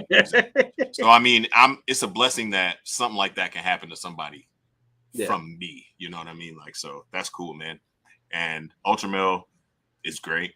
I prefer it over Monarch. I know that's a big point of discussion with a lot of people. Monarch has its place though, because of the burgundy colors that comes with the Monarch. Like, I feel like it works better in certain combos and with certain other genes, whereas ultramel works better with certain genes, vice versa. See, like with me, I'm partially colorblind, so I think that's where I have my issue. Is I don't see what everybody else sees in it. Yeah, Like yeah, I see color, folks. I know I'm wearing a black and green shirt. I know my wall. I see color and shit, but I don't think I see what everybody else is seeing because like the purple, like listening to Austin talk about the purples and stuff. Yeah. I'm there looking at it, it's like, man, and it's like, if you say there's freaking purple in there, okay, but I do not see purple. And it's not like Crayola crayon purple either. You know what I'm saying? Okay. It's like more muted, like how lavender turns purple over time, or candy, like kind of like that kind of color. Whereas that's ultramel. Whereas Monarch is more, I would push it more to the red side versus purple side. It's more of a red color, like a burgundy kind of color.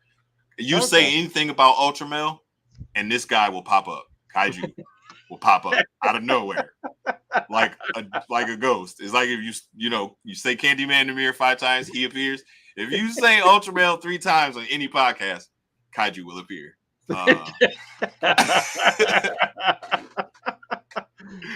That's one of the main. He's on Team Monarch, but he agrees with me just like Tyler does. Like everything has its place. Like certain genes, you cannot deny that they work better with certain other genes versus specific genes. So that is where I stand on the controversy, the Monarch versus ultramel. I'm Team ultramel, but I respect Monarch. But see, that's like you. I think what you said was spot on, though. There's certain genes that don't work well with one project, but freaking blow another project out of the water. Exactly. And except I think everybody, everybody's got to realize that every gene has its place. Agreed. And then, I mean, opinion plays a part in it too, because let's take a spot nose clown versus an inchy clown. If you like reduced pattern, you like just a dorsal, you're going to lean towards that inchy.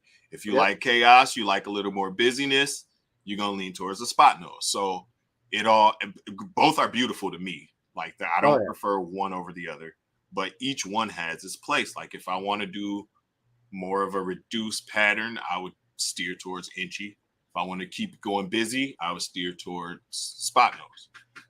Yeah. Yeah. No, appreciate you're it. Exactly right on that. But yeah, Melinda, what up, Melinda? What's up, everyone? Driving home from Iowa, show me Reptile show. Nice. I heard a few things about that show today on Instagram. So hope it was a good show. I hope so too.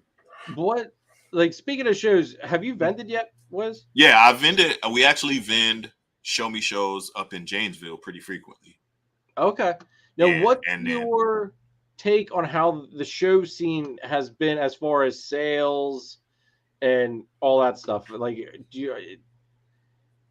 has it been slower, not really affected much? I can understand why people say it's slow. I see, because not only have I vended, but I also go to Tinley, Schaumburg.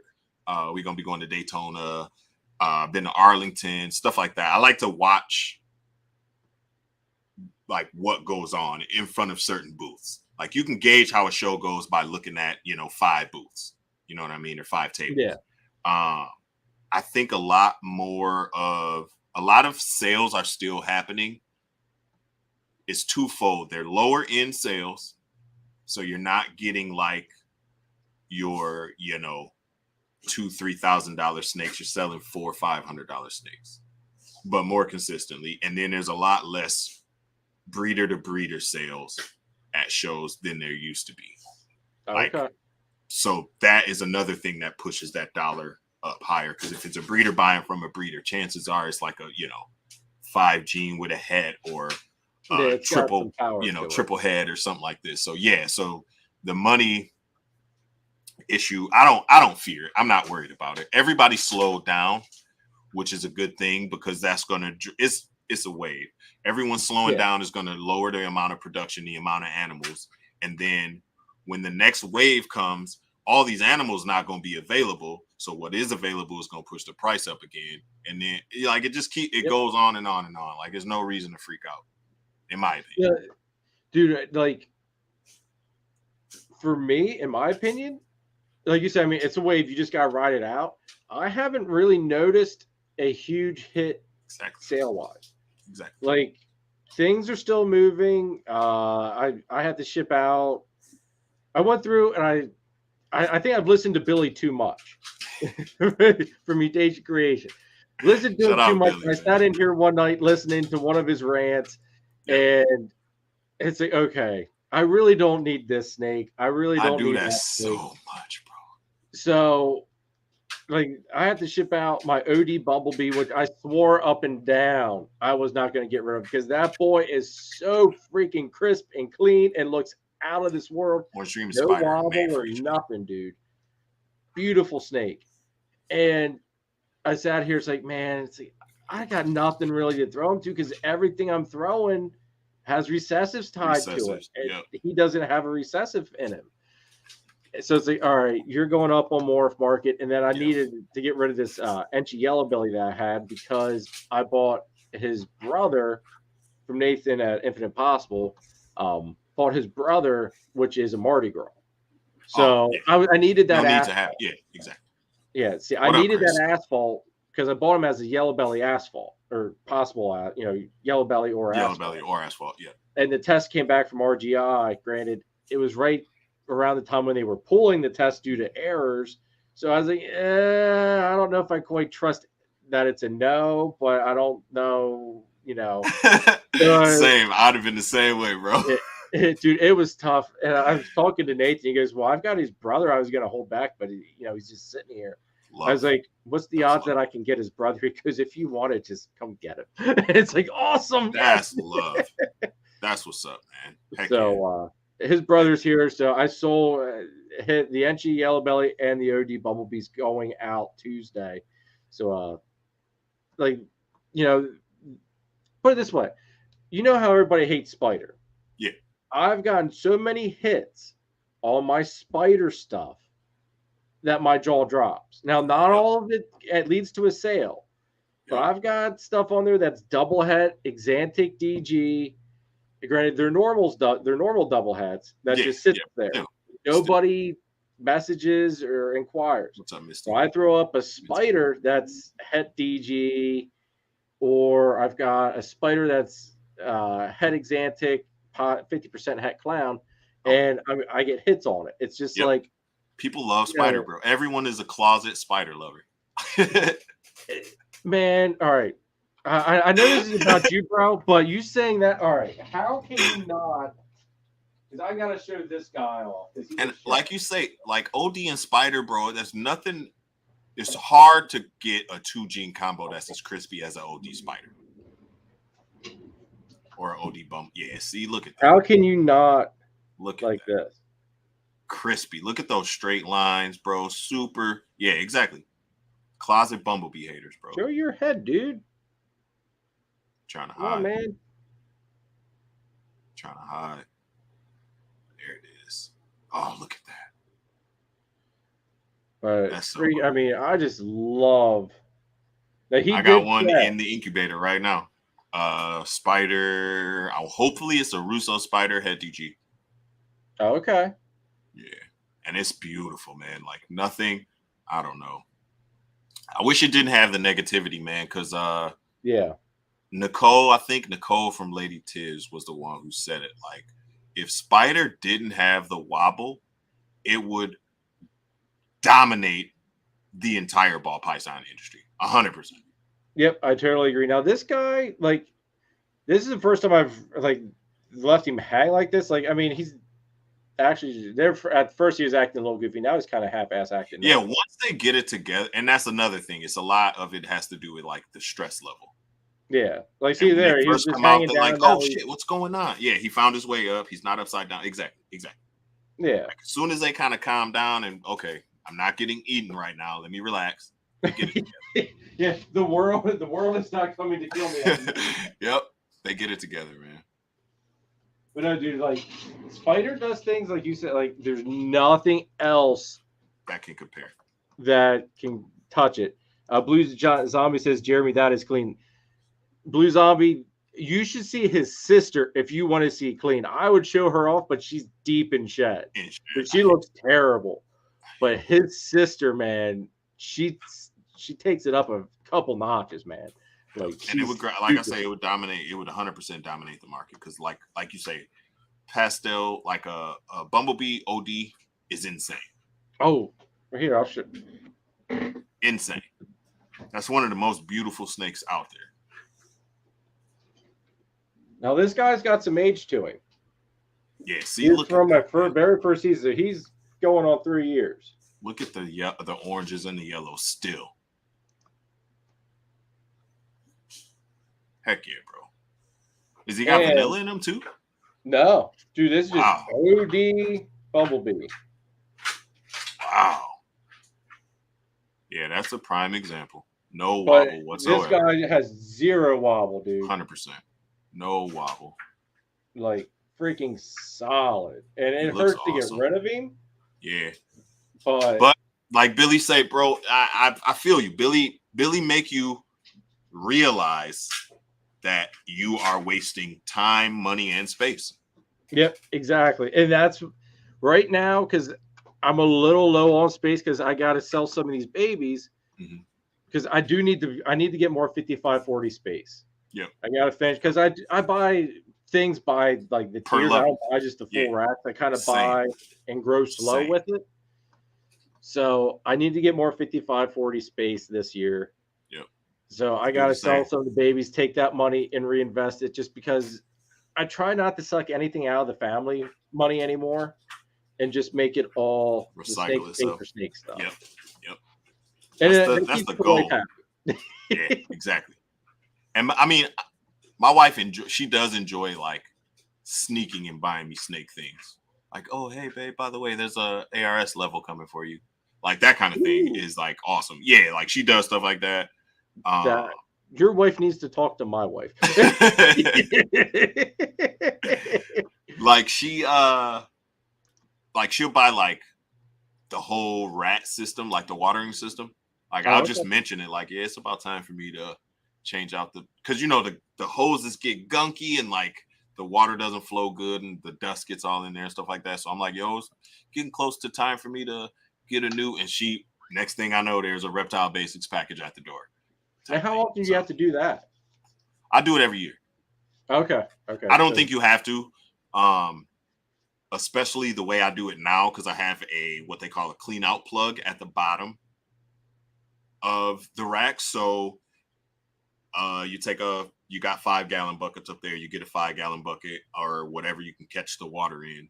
You put the pull-out plug in the bucket and you pull the plug out, and it'll basically flush all 5 gallons through the water lines all at one time. It won't stay at any nozzle. It'll just flush all the way through and out. And I mean, when I say nasty, bro, nasty stuff comes out of them hoses, bro. Just from like the dust being in the air and collecting and settling and, just. That makes sense.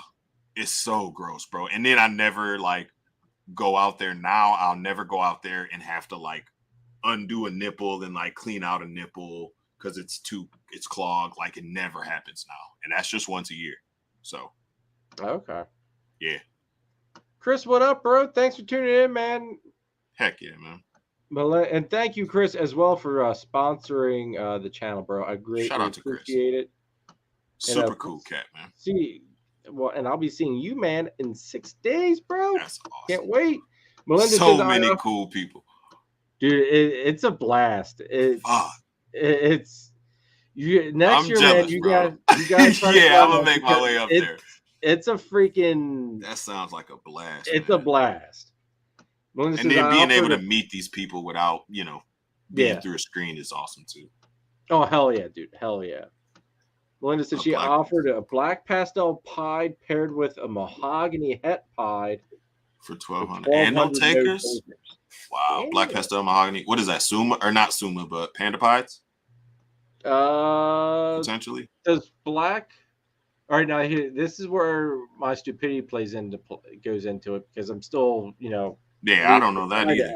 Aspect. But it does black pastel work with mahogany? I thought they both together make a black snake or a black and white because it'll be pied. Yeah. I thought. Okay, if that's the case, then yeah, that would be like a panda pied combo. Because I think Sumas are solid, almost black. Oreo pie. Okay, Oreo pie. So maybe it's not solid black. Maybe it's like a chocolatey color then. Okay. Mitzi, what's up, girl? Thanks for tuning in. Good to see you in the chat. Very supportive. Yeah, I got a little bit of way. Greg, I don't know if I got to say hi to you earlier, but Greg, what's up? Thanks for tuning in. Happy birthday to Greg. You and PJ. And yes, happy belated. His birthday was yesterday, correct? Yesterday, yeah. Happy belated birthday, bro. Tyler says, I actually just cut a clutch and got 2 spider special Enchi yellow belly het clown, both female. Nice. Nice. Those are a nice little hitter. Nice little hitter. Nice. Lou says, all the hate makes it hard to work with, but I love it. See, that's the thing, man. Like, there's all that hate towards it, but you can't deny it's a beautiful freaking animal. Like, you can't deny. That's honestly like people who just get in the game. That's one of their first like 3 snakes that they get. Like people who come in and didn't know better, they usually get something like a bell. They get some kind of spider, and then they get something dark like a GHI or something like that. Yeah. No, you're right. You're right. It almost seems like everybody starts off with those. Yep. Mark, what's up, dude? Thanks for tuning in. He says he's still got the nerd. Along Came a Spider poster from like 2008. That's freaking awesome, man. That is awesome. Appreciate you, Mark, for coming through too. Yeah, I haven't seen you in the chat in a while, Mark. Either you've been just sitting back, being in the shadows there, or something, or just watching the replays. But good to see you in the chat, man. Phil said 5 eggs just pulled out, posted it. Awesome, bro. Congrats, man. Congrats. So, all right. Do you plan on adding any new projects either this year or years to come? Oh, man, dude. There's so much stuff I want to add, bro. Like, I want to add, like, Stranger. I want to add Wookie. I want to add Acid or Confusion, whatever you want to call it. But out of everything... Oh, go ahead. Which one, Acid or Confusion? I will take... Or are you not really too picky as long as it's one or the other? Yeah, I really don't care. I like the way Acid looks, though. See, there's something about, like, one, I like the name of it. Yeah. But there's something that draws me to it. Yep. And I don't know why. And I think Pastel Acids, for some reason, look better than Pastel Confusion.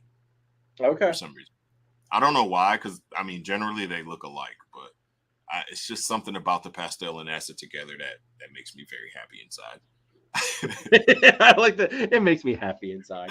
But if I do add anything, the only thing I would add at this point is Paint or Sentinel, whatever you prefer. Okay. Paint now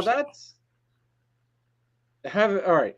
I remember Justin put a video out on it. Is Paint recessive or is it incomplete dominant? It's recessive. It's recessive. Okay. Everyone thought it was an incomplete dominant for like the longest time. Same. It's kind of like the monsoon kind of discussion that's going on right now. Like the heads are so different. Yeah. Than like a normal. Like you could see the head influence so much that for a long time it was considered a codom or incomplete dominant. But now it's been proven that you have to have paint on both sides to create paint. The visual. Okay. So, but yeah, now, like Blue Ball said, recessive. I like recessive. Now here's the one thing I don't get though, with the whole Acid and Confusion thing. Why in the hell? Because it's not obviously Acid isn't a hard snake to hit because it's a dominant gene. Yeah. Why in the hell is the price point so high? Like I went through Morph Market just the other day, just trying to get ideas for my Acid stuff, for when I get my Acid. And it's like, I'm there looking, it's like $3,000 and it's an Acid plus like 2 other genes. It's like, it's not that, unless I'm missing something. No. And I think a lot of it is the rarity of it. Like there's not a lot of combos with it. yet. Okay. So people who do create combos can kind of create their own price point, basically. And then it is new still. Okay. So I think both of those, yeah, like Greg just said, they're new. Both of those kind of play a part in it. Okay. So it was like, because I forget, well, here, let me pull it up real quick. I forget the number. I thought still seemed like there was an awful lot. Let me hold on here. It's so untapped too. Like there's so much potential. Like because you can add, it's a codom or incomplete dominant, whatever you want to call it. So you can add that to all the recessive that's already out there. No, that's true. There's 216 acids right now on Morph Market, which, I mean, if you compare it to some, that's not a lot. But if you compare it to most, that's a decent amount on there. Yeah, definitely. So it's mind-boggling. Yeah, and I think the majority of it is the fact that it's brand new. Okay.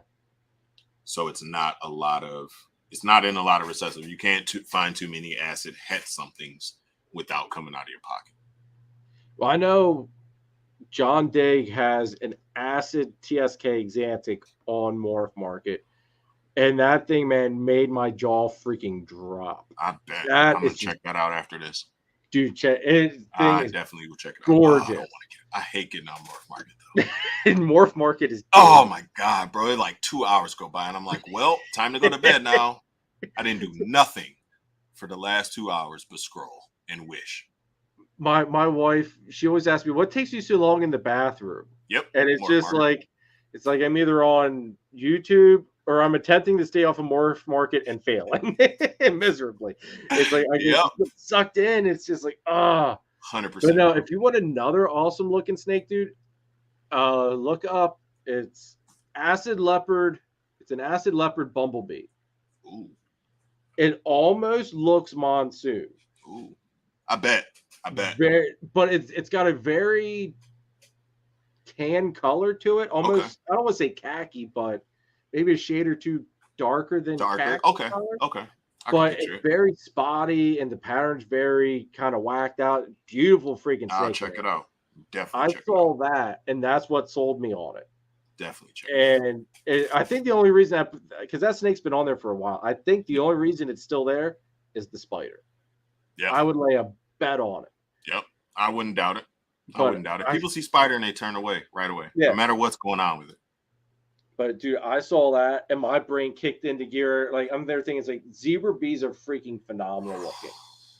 You throw Xanthic into that and either make that sucker all gray, depending how it plays out, all gray, or an all white, mostly all white with some like, oh man.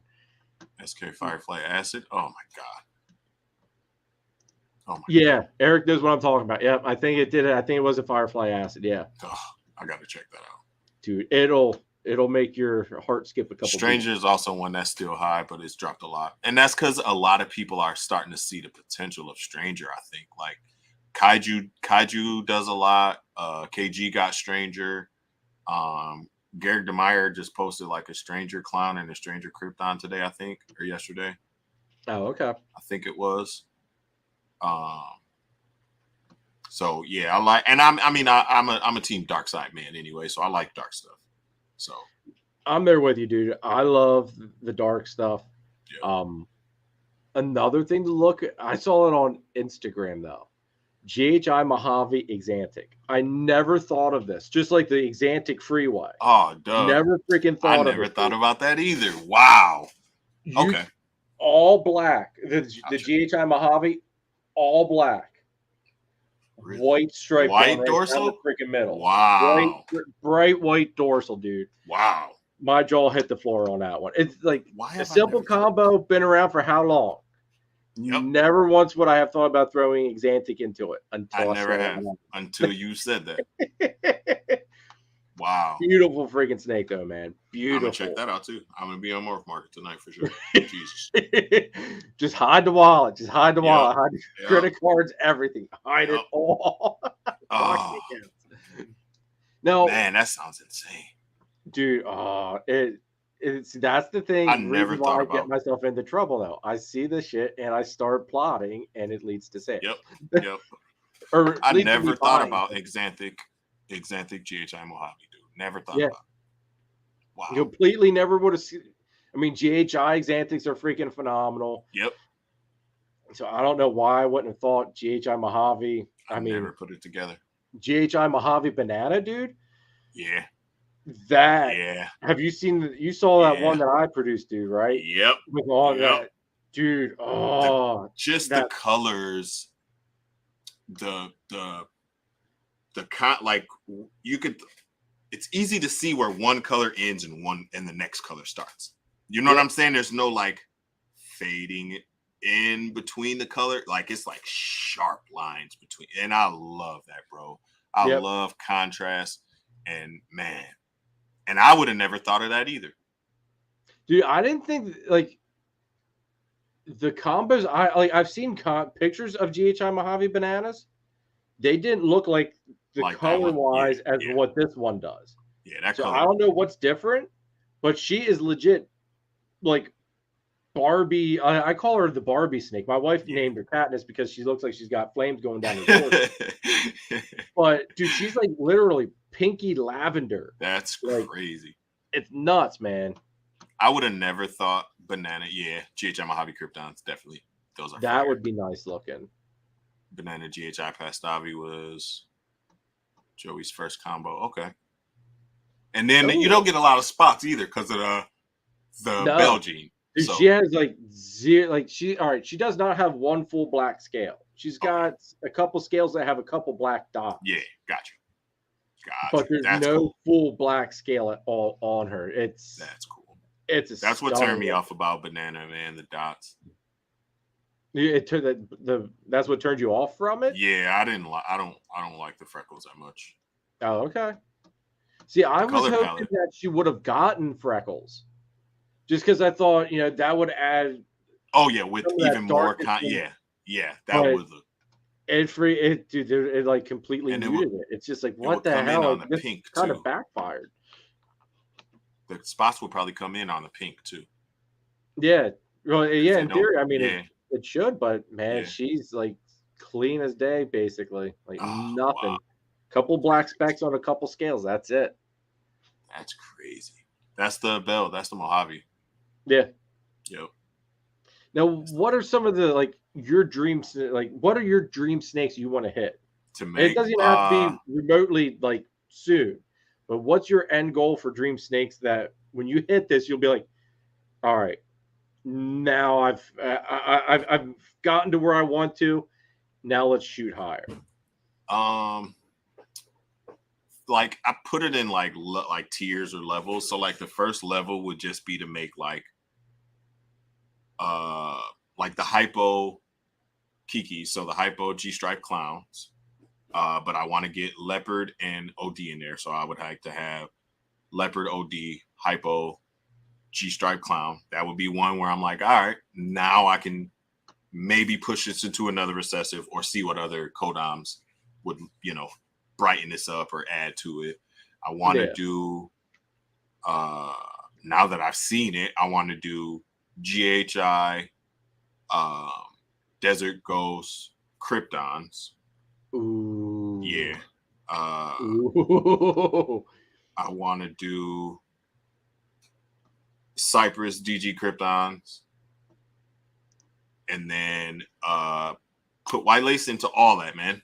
All that. Ooh. That'll be nice. Yeah. Then I could be like, all right, I'm good. I'm A-okay. I could actually retire after that. I would give up. Once I hit that, I'm good. We can end this train and we're just going to sit back and relax and enjoy it. I'll jump off. T says that's Keisha's favorite part, the freckles.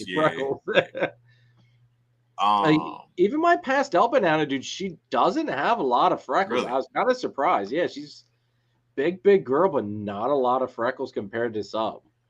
I wonder if genes play a part in that too. Like if a certain parent has more freckles and they can pass that gene down. It might be something that could be line bred. I don't know. That's actually kind of an interesting thought. I never thought about that. Vern said that's because Keisha's smart.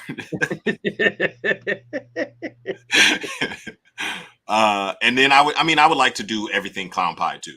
I mean, because clown pie looks great. So I mean, like instead of clown pie, like Krypton pie with white lace, or Krypton pie like with yellow belly, or Krypton freeway pie, or Krypton highway pie, you know, stuff like that. Yeah. That would be nice, dude. You got me on the freeway stuff. I love freeway, all that shit. Freeways are freaking phenomenal. Freeway, highway, I think freeways are better, mostly because of the dark. Yeah. The darkness that they have. I mean, highways are cool. They just have that other color palette, the opposite color palette. Yeah. To me. So I would prefer. I like freeways over highways. I like asphalt over. Oh, I like the super asphalts over the super gravels. I think the super asphalt's got a little bit more going on with them in the pattern. It kind of looks like lightning on it. To me, it kind of looks like just it's so random, like the pattern. Yeah. Speaking of, like those silky ways, that have you seen any of them that F&A made? I saw. Was it there? I saw one of the videos with them showing those off. Yeah, them things are crazy, man. And they looked freaking So phenomenal. nice, bro. I'm curious to see how they age. Exactly. Because I've never, I up until that video, I never heard of a silky white. Yeah. Like me neither. I mean, so I was like, wow, that's a freaking beautiful snake. But then my next question is, what's it going to look like a year or two? Exactly. Let's face it, that's the only downfall with ball pythons is when it comes out of that egg and has that first shed. That's the best that animal's going to look 90% of the time. Yeah, there's things you can do to help that out. Agreed. And that's why Justin is on top of the game, because his whole goal is to make snakes that age beautifully. Billy too. Same thing with Billy. Like that's why they on top of the game. Wilmer, like all the guys on top of the game, they want to push animals that look just as good at 500 grams at 1,500. So, Paul, what's up, what dude? Paul? Thanks for tuning in, man. Love that logo. Dude, Paul's an awesome dude, man. Love that logo. He's also, I think, going to be making the drive down here. Last I heard, so nice. He's got a couple-hour drive. That's awesome. So we'll be seeing him in 6 days as well. Heck yeah. But yeah, I mean man. Like, I'd be curious to see because they had some really neat purple tones to it too, if I recall. Like the purples were actually like. I actually saw the purple. Yeah, they were purple. And then it had like this white and yellow that contrasted against the bro. They look so good, man. Yep. That's got to be like, that immediately became one of my, like, all right, I got to make those. So what's the combo that does make it up? What is it? Leopard, ivory, and I want to say inchy or super inchy maybe. Okay. But they ended up with super inchy, super yellow, so super inchy ivory, super inchy ivory, and then leopard. Okay. See, leopard and ivory, that goes hand in hand. Leopard always brings out pattern. Yep. And then the inchy, I guess, just kicks it all up, and that's, I think, what gives it all that yellow. Okay. And the leopard gives it all that purple. Man, I wish they were in the chat here so that way they could freaking tell us. Yeah, they must be. I think Fred be working right now, I think. Let's say, did they run their races and stuff today? Because I don't think I got a notification that they were. No, I didn't get a notification either. Gage in the chat. Gage, did they do the because they was the F&A do their normal thing today? I see they always have their live, I thought, on Sundays and like earlier in the day. Yeah, I didn't get the notification either. Now that you say that, I know a lot of times, like I'm watching, but I'm like for that one, like I'm watching, but I'm Sundays are my day in here to be doing all the work in here, so I don't really. that's right. They're taking time off. Oh, they're taking time off. Yeah, that's right. I do remember them saying that in one of the group chats I'm in. Yeah. Oh, I remember that. Yeah, they're done until summer's over. Gotcha. Tara, hey, thanks for tuning in. Appreciate you, Tara. Catch up on the replay if it doesn't hurt to 5 a.m. is early. 5 a.m. do be early, man. Dude, all right. Here's the great thing. All right, I'm off all this week. Oh, in case anybody missed it, I hate to rub it in. I'm off all this week. That's sweet. So I'm gonna live that up as best as I can. But what other animals do you have? Like reptiles? Because I got a tegu. Pretty cool stuff. I got a tegu. I have there go Juan right there. Go check out Juan's page. Bro, insane stuff over there at Windy City Morph. Y'all go check them out. Insane over there. I got a tegu. I got a retic. I got 2 hog noses. I have a fox snake, and I have a Russian tortoise who've been outside for like a month. Oh, okay. Now, are you planning on breeding any of those in the future? The hog nose for sure. The hog noses, I'm gonna breed them. They're small still. I just got them last year, so by next year, after they come out of this brumation, they should be ready to get paired. The tegu, no, I don't think so. I just wanted a tegu for a pet. Retic, no, same thing. I just wanted a pet. The tortoises, I might try to breed them. It's few and far between Russian tortoise breeders. So I feel like a lot of them are like being imported or something like unsafe. So I would rather get. Kent's got Russian tortoises, doesn't he? He's got some sort of little Kent. They're from Craft Brew. I think he's got Kent does. Little tortoises of some sort. I think they're Russian. Either Russian or maybe he got Greek tortoises or something, or Hermans or something like that. But yeah, he got little ones too. Yep. Okay. So yeah, he just posted a picture. See, my wife wants to get our daughter a tortoise, and I was like, oh man, I don't know. Just they're because cool, they're easy to take care of. Other than like having to make them a salad every day. Like, do they smell though? Like, I mean, because this is what I told her. I was like with the bedding and stuff, like with snakes, okay, you can see it. Turtles, I imagine that it's that little, it's hard to find, and then it gets the smell. Like you'd be changing bedding like freaking stop. It's the same because they make white urates as well. Just like a snake does. So if you look near the urates, you usually can find the poop. Another thing that I noticed, I soak my tortoise. Well, not that now that she's outside, I don't have to, but I was soaking her once a week. And as soon as you put them in the water and they get to like hang out in there, they'll usually drink a little bit and kind of just splash around. They'll take the biggest poop ever. And then you just take them out and, put them back in. And I use for my tortoise when she's inside, I use the coconut bedding, just like cocoa blocks or chipper, whatever you use. And then I use a little bit of cypress mulch at the bottom. Oh, okay. So you kind of blend it. Yep. Just to kind of keep it, because they both hold humidity. The tortoise doesn't like need water like that. But it keeps it moist. So because they don't shed all in one piece, it kind of like flakes off. So that way, when stuff starts peeling off, it comes off. Yeah. See that? Because I told I was afraid of the smell, and then I was like, we can either get. I threw out the thought of a diamondback terrapin because I always thought they were cool. I always wanted one. Those are cool. But I was like, they stay a little bit smaller than like the red-eared sliders at least. So you could do something like that, and the filter's at least going to help clean everything. I was like, you got to do water changes. Yes. Now, turtles versus tortoises. Turtles do stink, bro. Okay, so the tortoises don't.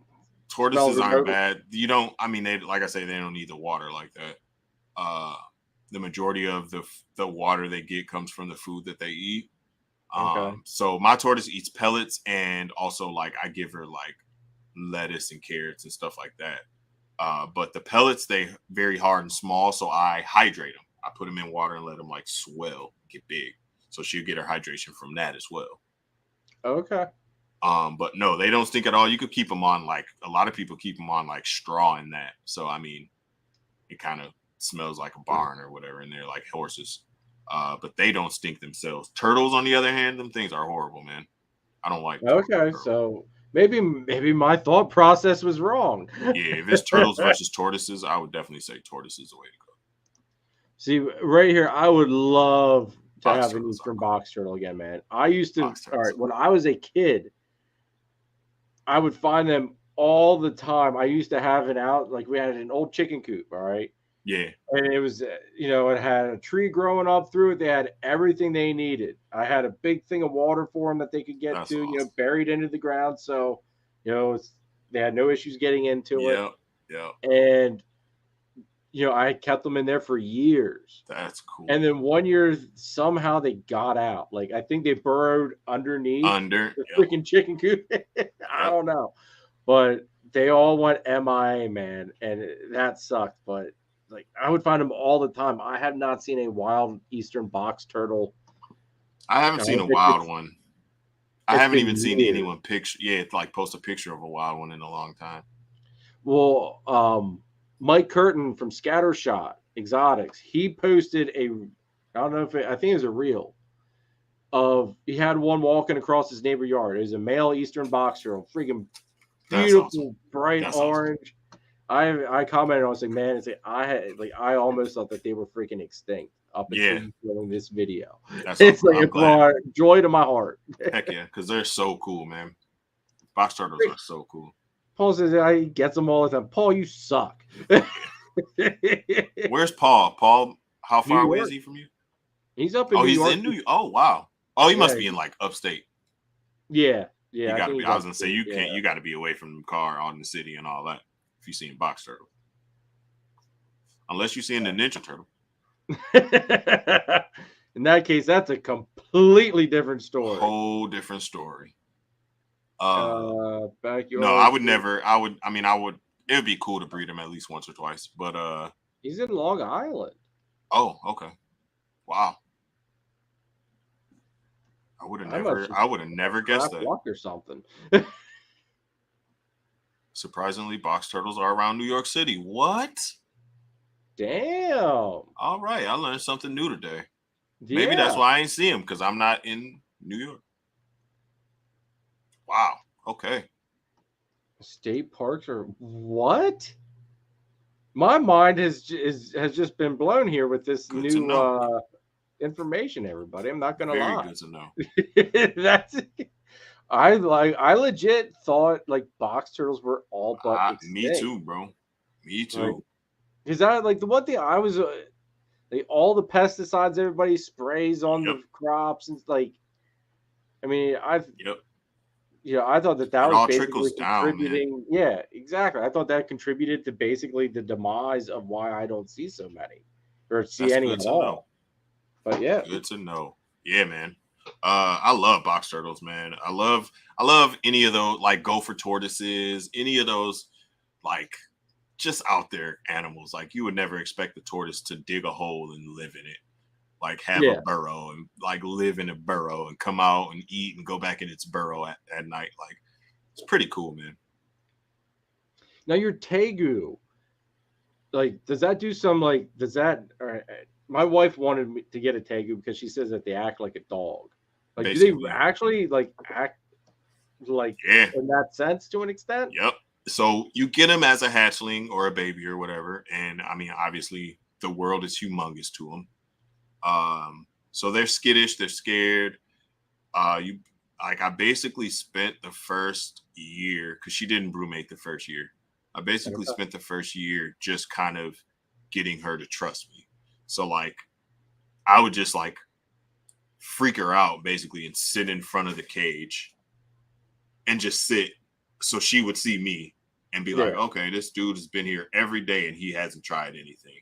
Then I would open the door, you know what I mean, and sit there, and she would kind of come up, and you could see her tongue because they got, you know, the forked tongue.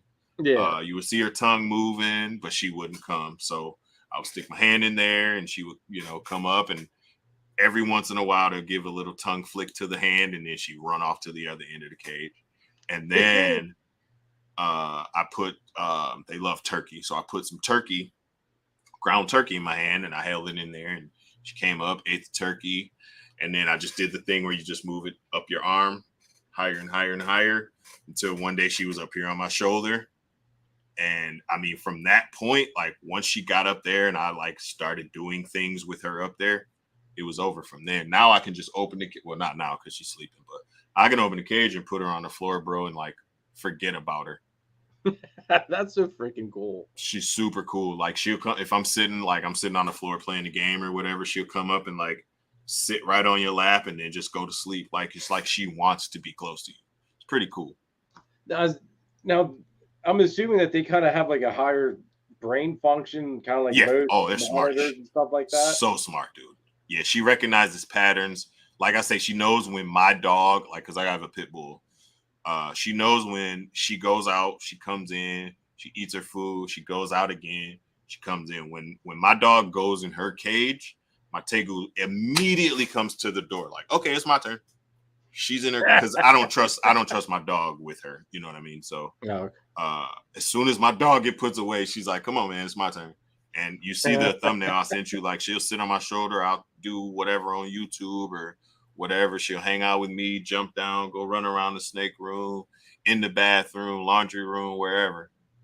Damn. She never gets lost. She never knocks nothing over. She doesn't really like to climb or nothing like that. She kind of can come when you call her. Kind of. If I like talk enough, she'll come up to see what's going on, basically. Oh, cool.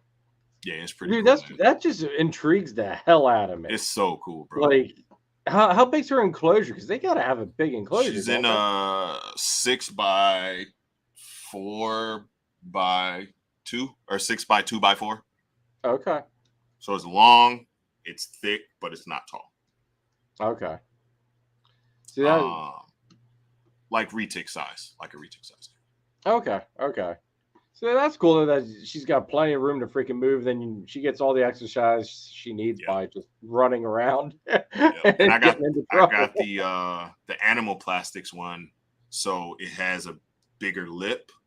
So she has a lot of like dirt, and when it's brumation time, man, since I'm in the basement, I'll just turn her heat and her light off, bro. She buries herself in the dirt, and I don't see her until she comes up hungry. Oh wow. Yeah, it's like 3 months, 4 months, something like that. Okay. That's the sad part about owning it, because I miss my Tegu, dude. Like when she's down in brumation, I'm so sad, bro, because like it's not the same without her, sitting up here, or you hear her nails like scraping across the floor or whatever. It's just not the same. So that part. Now, what happens if you don't brumate her? I know a lot of people who don't, but it's healthier for them. Okay. Because it's like a natural part of life. And I believe it gives them a chance to like flush out their body. Because before brumation, I stopped feeding her, so that way she doesn't have any undigested food in her body while she's in brumation. Okay. So I think it gives them a chance to like flush everything out, and then if there's any pathogens or any bacteria or anything like that in their body, they don't have any fuel to feed on, so then they die off, and then they come out. It's also I think you have to do it if you plan on breeding them. If you breed a Tegu that hasn't brumated, I'm pretty sure you'll get like infertile eggs or slugs. So, okay. Yeah, it's one of those type of things. Eric, I was gonna say Eric and Lady Tiz, they both got Tegus. They know a lot about them, and I pay attention to what they say, and that's why my Tegu is the way she is, because I watch them and what they be saying. Man. Joey D, he know all about brumation too, because he got colubrids. So same thing. Colubrids go through the same thing. Like they go down for however long. That's Christopher from BNS does the same. Yeah, he's got brumate his too for breeding. Like my hognoses, they brumate on their own. Like, and it's super weird because they're like so out of it. But they'll still come like every once in a while and like drink some water, and then she'll go back down and bury herself. And I don't. Oh, that's cool. He don't even gotta adjust the heat. That's awesome. That's interesting, though. That's awesome. Yeah, I turn her heat panel off, and then I'll put her like the daylight, the UV light that comes, every 12 hours or whatever. I'll turn that shit off. Now, is there any animals that you want to add breeding purpose wise yet to the collection, or you kind of just happy with where you're at right now? Set. Yeah, I'm set, man. What I'm growing up right now is gonna be like the powerful breeding stuff for me within this next like year or two. So I really don't want to add anything else. I may add like a powerhouse male that potentially has a couple of genes that I don't have in the collection or something like that. Maybe. But for the most part, bro, I am at this point where I could produce anything that I want to from what I got. Okay. I got all the ingredients that I need. Is there any other species you want to add to breeding? To breed, maybe crested geckos, man.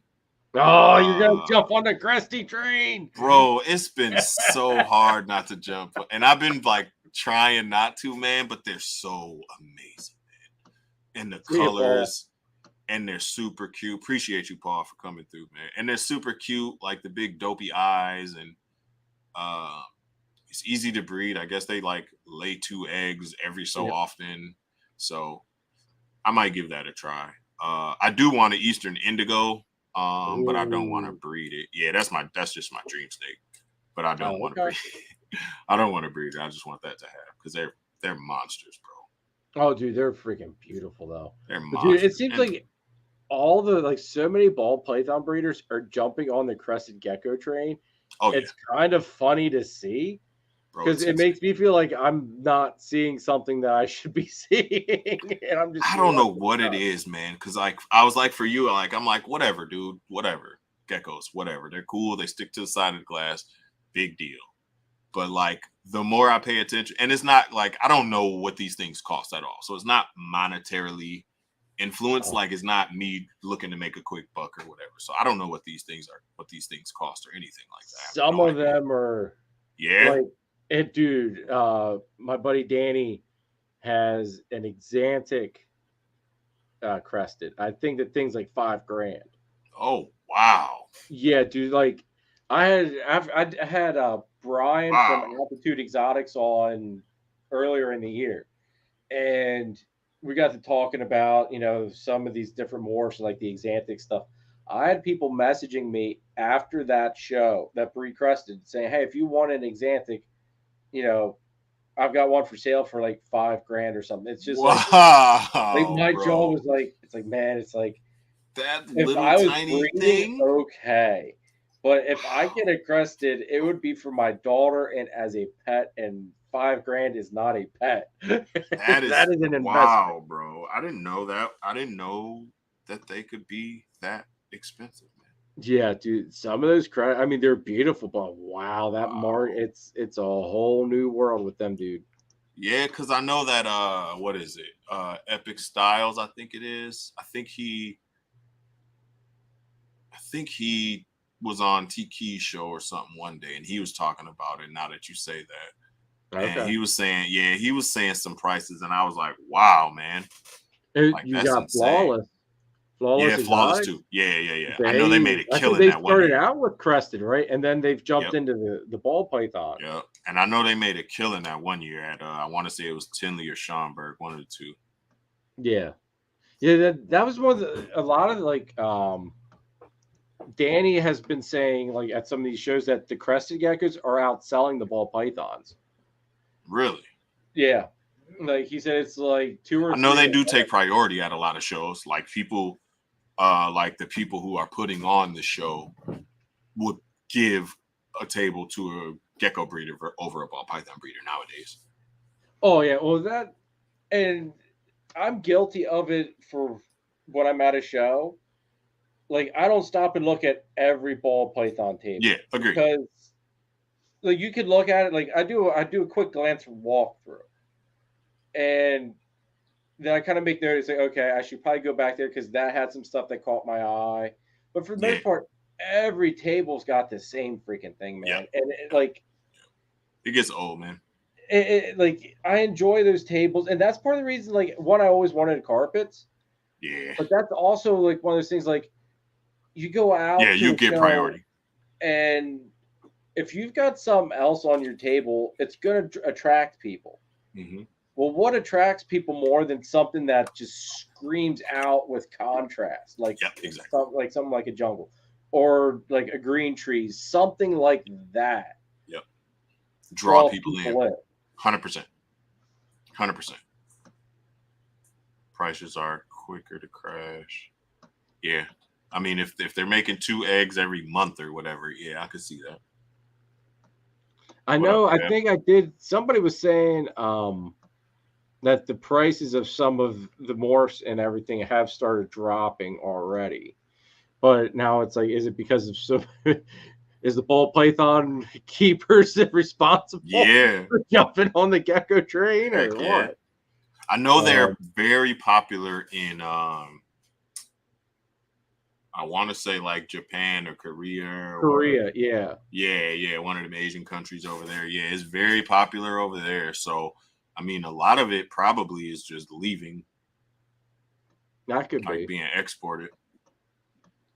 Boreal says, I like blue tongues are cool. Like with my blue tongue skinks, everyone thinks they're cheap, but that's not true. That is blue tongue skinks. There is a very big. They're cool, man. Yeah, they're neat looking. Like, to me, they're ugly, but they're a cool ugly. They're like cool. They're very intriguing. Those little tiny ass legs, man. Like, yeah, bro. Yeah. Big face, like big head, long body. Like, they're just unproportioned, and they still thrive and survive. Dude that does the podcast, what's his name? Luke. He does the podcast with Snakes and the Fat Man. Australian dude. Luke, what is his lizard morphs? I think it's lizard morph sounds right. I think that's him. He got a lot of blue. Like, he showed he had like a all white blue tongue. He had an all black blue tongue. Like, it was crazy, man. I didn't even know those things existed. Like high red patterns. See, I know I've seen some that were, and it is probably just, I think, watching Dave Kaufman's stuff, but some like really like bright orange blue tongue stuff. But yeah, yep. Luke was showing some of that stuff off. They were like super red, super bright. Kevin, what's up, dude? Thanks for tuning in. D and K, Derek, what's up? Thanks for tuning in with us. 20K. Yeah, Misty says lizard morphs. Yeah, lizard morphs. Yeah, that's it. Luke. I remember this name. I couldn't remember his channel name. But yeah, dude's funny. He is hilarious too. 20K for an Exantic Lily White. Yep. That's 2 genes. I think Danny's got one of those. That's crazy. I think like Danny's got some firepower. He does not. Yeah, I know Vic got hella blue tongues too.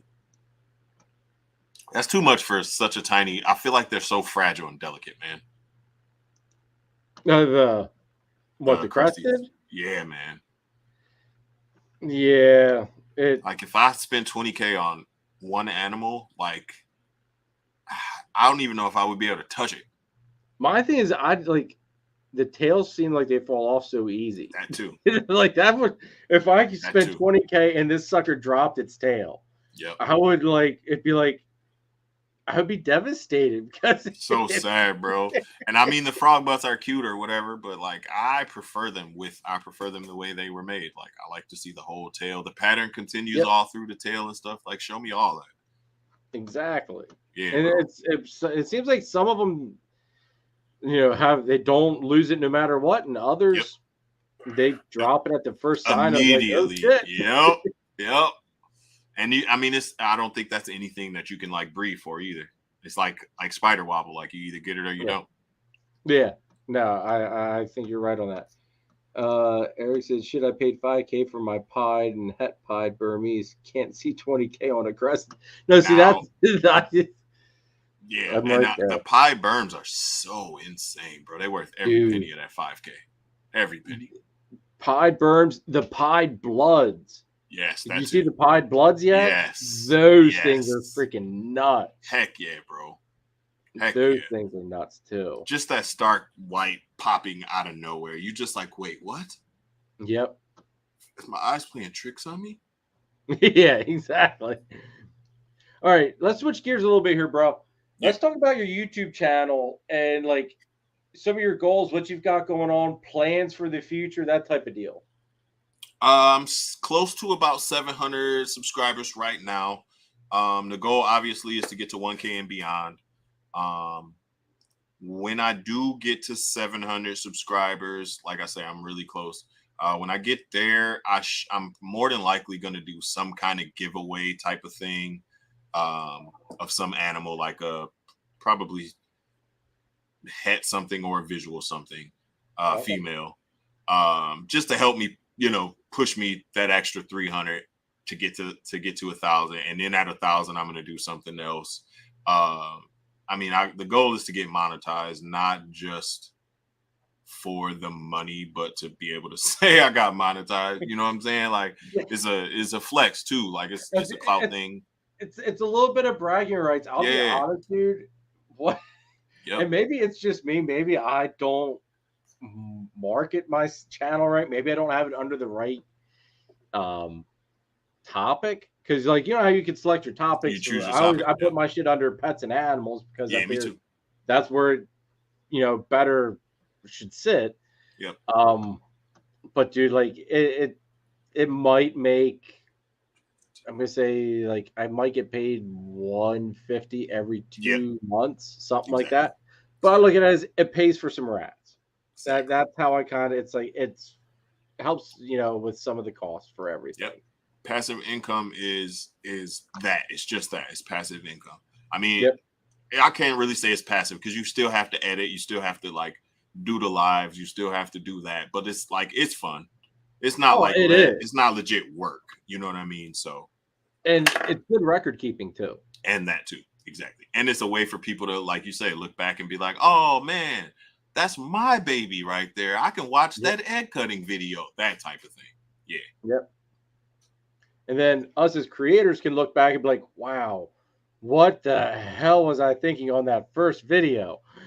I do that all the time, bro. Like I look back, and it's good to see your growth as well, too. Oh, you know what I'm saying? Like when you look back and you see yourself with your melamine racks or your wooden racks or whatever, and then you watch your progression into now where you got your ARS, your freedom breeder, you know what I mean? Like your nice enclosures, like your snake room is actually a snake room at this point. Like it's good to be able to look back and be like, all right, man, I didn't just waste the last 3 years, 4 years of my life. Like I've actually made some growth, some progression towards, being legit, being a business or whatever. So that's always cool, man. And like you say, having that record keeping so you can look back and be like, where did I pair this girl to someone else? And then you go back 3 videos and boom, I forgot. Completely forgot about that. I didn't have my phone, so I couldn't put it in Husbandry Pro right then and there. Blah, blah, blah, blah, blah. I forgot to what I mean? Like crap. Yep. And granted, it happens. Like stuff happens. Like, life is life, man. Like unexpected things come up like all the time. Like you could do all the planning in the world and it might not come to fruition. So, like I just like the community. Like I like the YouTube community. I like this camaraderie we got going on right now. Being able to talk to anyone from like a nobody like myself to like, 3,000-4,000 like BNS, like Chris, T Keys, and then you can go all the way up to like Billy, Will Morose, you know what I mean? Justin Kabelka, Ozzy, like these dudes, like Billy, one of my mentors without even knowing it. You know what I'm saying? Like I look up to Billy and his whole method and the way he does things and how he's obsessive but not overly obsessive about things. He kind of lets the snakes do what they do. Like he keeps them clean, keeps up on this and that, but like at the end of the day, the snakes make all the decisions. And like it's cool to see somebody with so much control over everything just let the snakes do their thing, man. So like Billy and like I can message Billy and he'll respond, bro. Yep. Like, yep. You send him a text and he'll get. I mean, it may take a little bit. It may take him a little bit, of course, but he does get back to you no matter what. Yep. And like I'll show up in one of his live streams or whatever. Oh, what's up, Wiz? Like, how's it going, man? Like, woo, woo, woo. Leave the name on the screen for a minute. Hey, y'all, make sure to give him a follow too, and go, and keep pushing. Like, and he does not have to do that. Obviously, no. I'm nobody. No, you're right. But it's just the way Billy is, man. And like Will Morose is the same way. Like any show that Will is at, he'll come say hi to me. Type thing, like, oh, what's up, bro?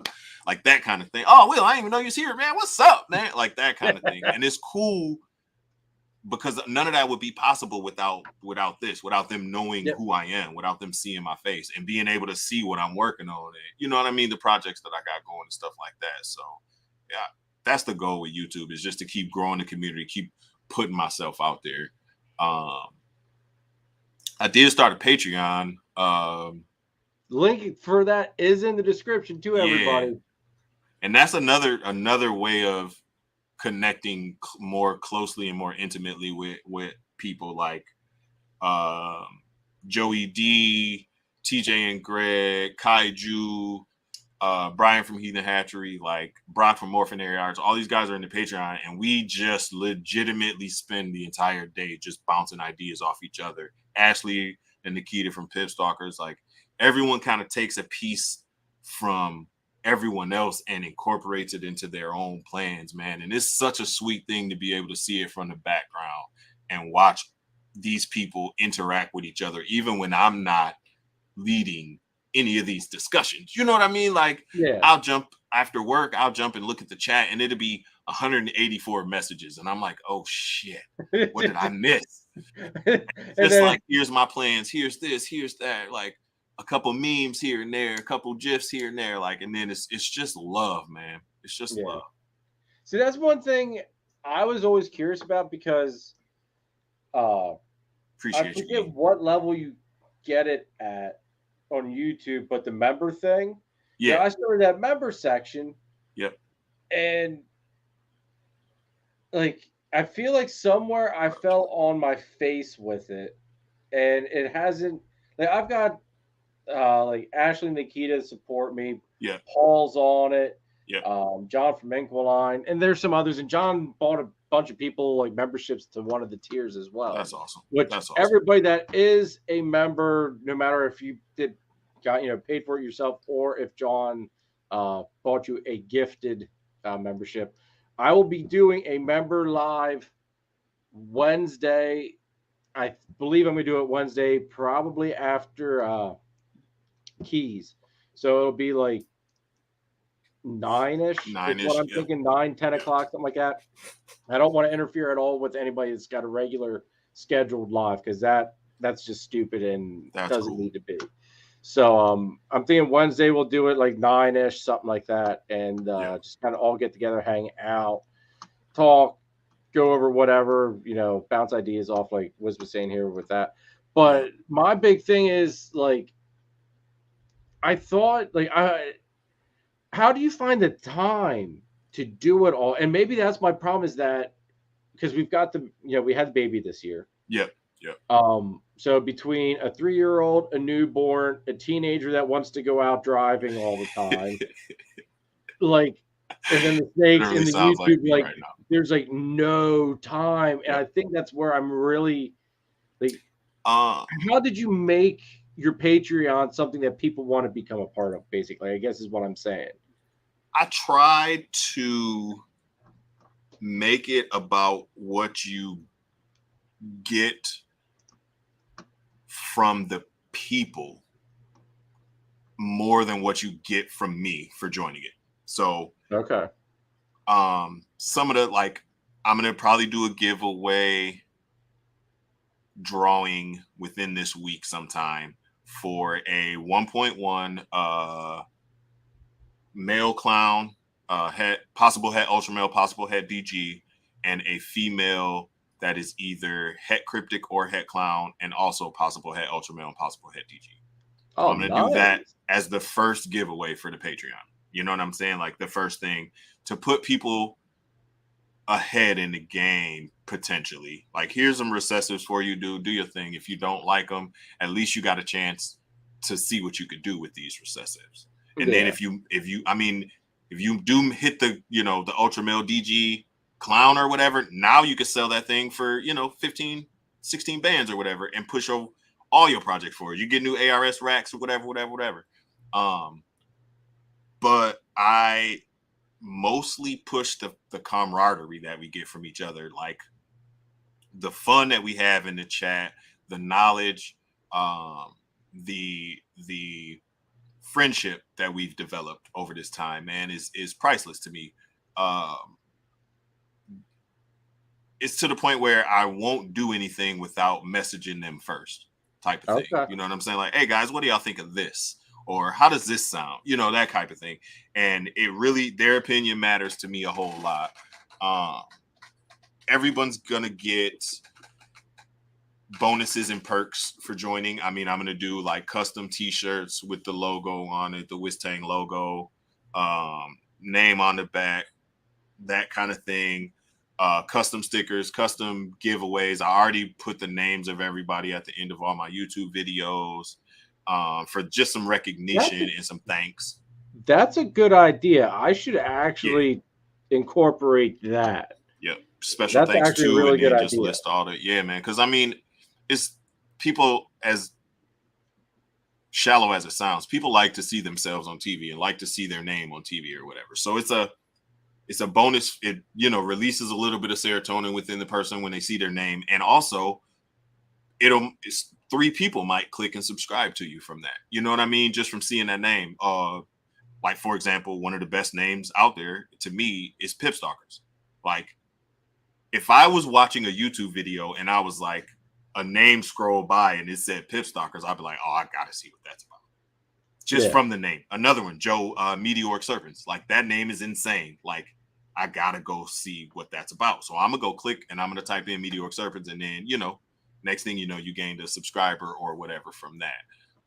And then fast forward 2 years from now, when you're producing things, that person who started following you from me buys $1,000 snake from you down the line. You know what I mean? So it all, like the snowball effect, everything gets bigger the farther along it goes. Like, a shout out goes a whole long way, man. It feels good.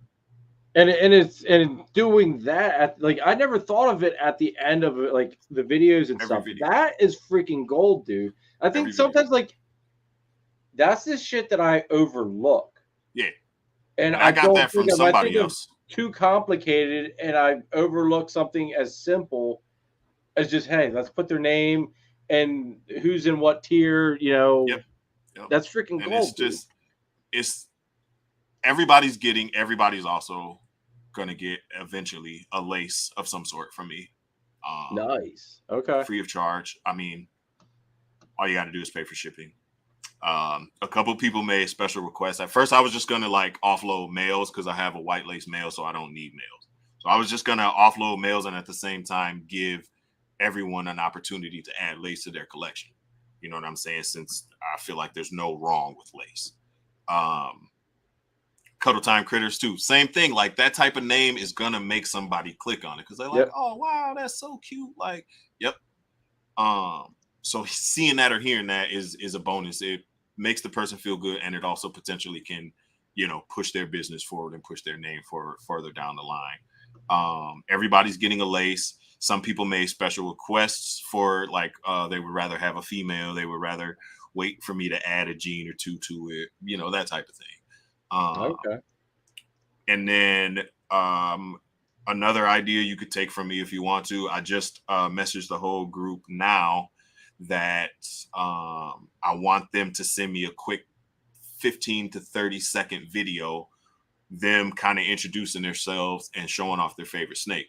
And then I'm going to edit all that in and put that on my, you know, when you go to YouTube and there's that video that like auto plays on your page all the time. It like, as soon as you get, it's like an intro video or whatever they call it. Dude, I don't even know if I have one of those set up. Oh, go set that up. Yeah. It'll just play. Like, as soon as a person goes to your YouTube page, that video will be there at the top of the page playing. Oh yeah, no, I didn't know that even. Yeah, freaking it'll be existed. above where it That says new? playlist, above live, above all your options. It has that video. So I'm gonna make that their video my intro video. So even if a person is just on my page, they're gonna hear in the background, "Hey, what's up? It's Ashley from Pip Stalkers. Hey, what's up? It's Dylan from Kaiju Constrictors. Hey, it's Joe from Meteoric Surf." You know what I mean? And like subconsciously, I know what that name. If they on Morph Market or whatever, and they're looking, oh yeah, I got you. If they're on Morph Market looking, I know that name. I trust this person. I can buy a snake from this person. That type of thing. So, see that. One, I didn't even know that. Like, I'm gonna pull up my freaking thing here, quick ones. Yeah, it's right at the top. It should be the first, and it should autoplay. The only thing that's up there, all right, maybe I need to. You might have to go to settings and turn it on. Yeah, because right now, if I just go to my channel, it's just showing that right now I've got the live playing. Yeah, mine, if you go to my channel, even if I go to my channel, right away, right there it has, because I got it set as the episode for 5 Minute Morphs for the Krypton episode. Right at the top, it starts autoplaying. Okay, right under. I'm going to have to. Yeah, right under my banner and everything. Yep. It's pretty cool, man, because that thing has, I don't know, 600 views, 500 views or whatever, just from people who go to my page and it autoplays. Nice. Yeah. I'm definitely gonna I am gonna steal that idea from you because that's a great idea, dude. Like, see that's. Or now, let me ask you this. Yeah. Is there like Patreon compared to the YouTube member thing? Like, I don't know. Like I said, I don't know what level you can do the YouTube member thing at, but I know YouTube takes a huge cut. Does Patreon take a cut? It's not bad. So my tiers, I got them, like everyone who joins, my tiers are set really low price. So it's $5, $7, and $10 for the highest tier. That sounds that's like basically how I think I have a 2, like a 5, and 7 or something like that. Yeah. So that way people don't look at that come out every month and be like, "Oh my God, what am I paying this?" You know what I mean? That. Yeah. It's more of a, hey, it's a little bit just to show support and love. Yep. Basically. Yep, exactly. So let's say I got 10 people in my Patreon right now, and it should be $100. I pocket $94.40 out of that $100. All right, that's not bad then. Yeah, not bad at all. No. So they take like $6 and some change or whatever. Yeah, YouTube probably takes more than that out of the member thing. I think YouTube takes 30%, if I'm not mistaken. I think you're right, because I think it says you get 70. Yeah, I think they take 30%. Yeah, I think the creator gets 70 out of that. Yeah. So and then same thing for the channel members though. Do like T Keys, I'm a member of his channel. He does like exclusive videos every once in a while that only members get to see. Okay. You get like the custom emojis, which are cool, like and fun in the chat. Yeah, but then I had the custom emojis, which drove me freaking nuts trying to create. Yeah. Because of the wrong file settings and shit. Yeah. I don't have a Keisha like T Keys has, so I have no idea how. Like, I'm not prepared for all that, man. It's hard enough for me to make these thumbnails. Keisha sent me a link to be in this group with her, and I can't even get the link to work now. And it's crazy, man. It's a lot of work. Like you were saying though, the thing is, I never really look at it as work. Yeah. Like mentally, I never look at making a YouTube video or jumping into Patreon chat or talking to the shirt guy about, how I'm going to design these shirts for the Patreon members. Getting the snakes to them is not an issue. Producing the snakes is not an issue because that's going to happen anyway. My girlfriend made my first thumbnail. Exactly. So like, it's not impossible, but I'm in the same boat as you. I got a full-time job. I'm a veterinary tech assistant. My wife has a full-time job. I have a 2-year, not even 2. I have a 20-month-old baby. Okay. teenage boys, 2 of which live with me, 2 don't. And my wife just had surgery, like a major surgery. Like there's like my car just got in an accident. Like there's a whole my yard. We just spent all this money and time making our yard nice. Come to find out, the property line is off and the fence is on the next person's property. So we got to move that after we did all. Like there's a bunch of shit going on, but that is my escape from all that shit. This is my escape from all that, bro. To me, this is not work. This is me getting away from some bullshit. Like 100%. 100%. So like, dude. When I can jump into the chat and, you know, hang out with the Wistang clan members for 15, 20, 30 minutes at a time, that's awesome. We're going to start doing like weekly group chats and stuff where we'll just stay backstage. Basically, we'll jump on StreamYard, but just stay backstage and hang out with each other, show off some animals, shoot the shit, maybe make some sales between each other and make some trades between each other, stuff like that, man. And like, to me, that's easily worth $10 a month. Easily. Yeah. See, I know, like, for me, what I did was certain tiers got shirts. Like the top 2 tiers, if you remember, for X amount, you get a shirt. Everybody after like 3 months, you get a sticker pack and a keychain, which I'm all out of stickers and keychains now. But then I tried to make it to where members got first access to videos.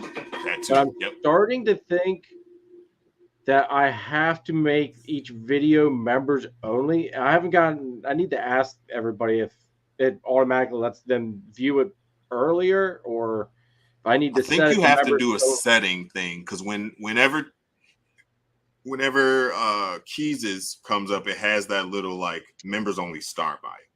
Yeah. So I think you have to do something in the settings. Okay. I'll probably have to put it to members only and then schedule it like that night before as the next day to actually drop. Yep. See, I probably need to try playing with that one and actually try it. See, that's the kind of stuff that is invaluable, because all the Patreon members, they get first access to the clutches, and the higher the level, the higher the access you have. So 3rd tier has, third access, 2nd tier has second access, 1st tier has priority access after me. Yep. You know what I'm saying? Whatever my holdbacks are, and then they get first clutch. You also can use whatever you have paid. It becomes a credit towards anything you purchase from me. Oh, okay. So I mean, 10 months or whatever down the line, that's a quick $100 off. So, you know what I mean? Like it is little things like that that add value to me, to the Patreon. I'm not. How do you keep track? This might be a stupid question. How do you keep track of how much each individual person has paid? Patreon does it for you.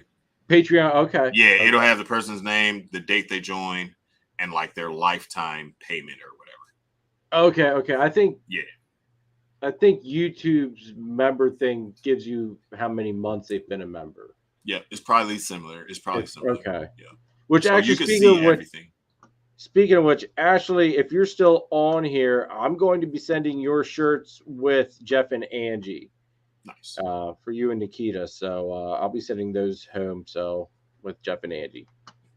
Yeah, and it'll be sweet to see everyone that I associate with be able to incorporate the lace gene into the projects that they're already working on. You know what I mean? Like, I would love to. I want to see. Like, I keep bringing up Ashley and Nikita because they're doing hypocrypton stuff. I would love to see what lace does with hypocrypton stuff. You know what I mean? Like, so to get them, like me getting them a lace is going to be high priority. And then like let's say I decide to pair the white lace to a hypo, the first people that's going to get a message from me like, yo, I got males and females available. How many of each do you want? Is going to like that type of thing. You know what I mean? Yeah. I'm going to be the one to reach out to them before anybody even knows that this stuff existed. So that priority access is a big deal because you're putting yourself ahead of the game because you're acquiring things that may not be available from anyone else. So. And that's another thing too, like with my member tier, I think the top tier does have first access to all the animals. I forget if the second tier has the first shot. But like I've even started to kind of blur some of the stuff together just to try to get people involved more. Exactly. Like I think originally the top tier was only supposed to have the members only live, but there was only 2 of us at first, and then so I incorporated the second tier into it just that way we had more people. And then like I said before, everybody, the members live for this that I'm going to do this week will be for everybody. So no matter what tier you're on, everybody will be able to join. The one thing I did do is I record the lives, and then I post it in a members only playlist. So that way, if someone joins up, they can go back and catch up. Yeah, that's cool.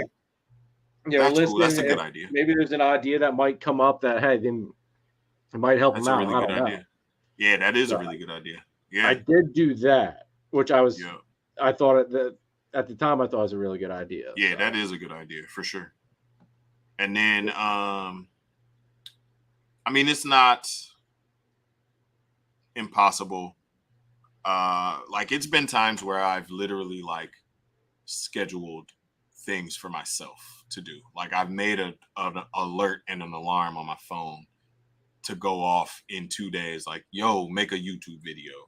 And then like if I dismiss it or ignore it, then there's an alarm an hour later that says, I'm not playing, dude. Like make a video. And then I'll stomp downstairs, you know what I mean? And shoot a video because you have to do it. You have to grind. You have to put in the work. It all pays off at the end. And again, it never feels like work because I actually enjoy it. Like I have a good time down here cleaning poop and filling up water bottles or water bowls and stuff like that. Like it's fun. Dude, I enjoy just pulling it open and like that people think I'm crazy at work, especially, but like pulling open the tubs, seeing especially the stuff you've created, it's so satisfying. Like yes. And then to see your productions produce. Oh, dude. Yes. This year, bro. Is the first year that I have had animals I've produced either sire clutches or lay clutches for me. Same. And granted, it was only one female that did it just because like she just grew like a freaking beast. But, man, like first shot at Exantic clowns, just. Yep, and that's the thing. Same thing with me. I got the DG clowns coming, and it's the same situation. First clutch from something that I produced, and it's the DG clown. Like it could be huge for me. So well, what combos did you hit in that clutch? Was it anything? Because I hit pastel double het Exantic DGs, okay, and the pastels when they were in the egg, dude, looked freaking DG. Same. Bosa still says that I sent him a visual DG, and it's a het. Dude, okay, so all right, I wasn't sure if it's the double het or what, but like my pastel double hets, like they've even got some crazy ass oranges to them, super crisp and clean. I mean, they're getting a little dirty on top, but like I've got a pastel het DG, and then I've got this pastel double het Exantic DG, and they're night and day. So I don't know if it's like freaking the one I sent to Bosa. I don't even remember what the giveaway was for. It was for somebody giveaway, probably T Keys or something. But he won it, bro. And when he got it, like he messaged me like, "Are you sure this is not a visual DG?" And I'm like, "Yeah, man, I'm positive. It's just a het, bro." But he sent me a picture of it, and it was like highlighter neon yellow, man. Same thing, pastel double het or pastel het DG. Here, let me pull this thing out once and show you. Yeah. Let me see it.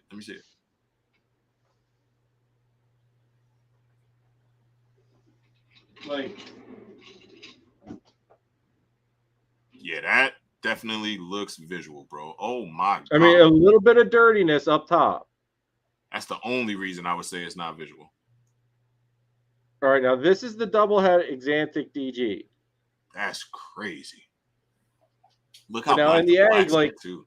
All of us in our group, in our PA breeder group chat, like Kai and Nathan, they're like, "What was that freaking pairing?" Because we almost thought that it was my pastel Exantic girl might have had hidden het DG. DG, yeah, because that is great. Look at how black the blacks are too. Yeah. Hell yeah. But now you compare that to.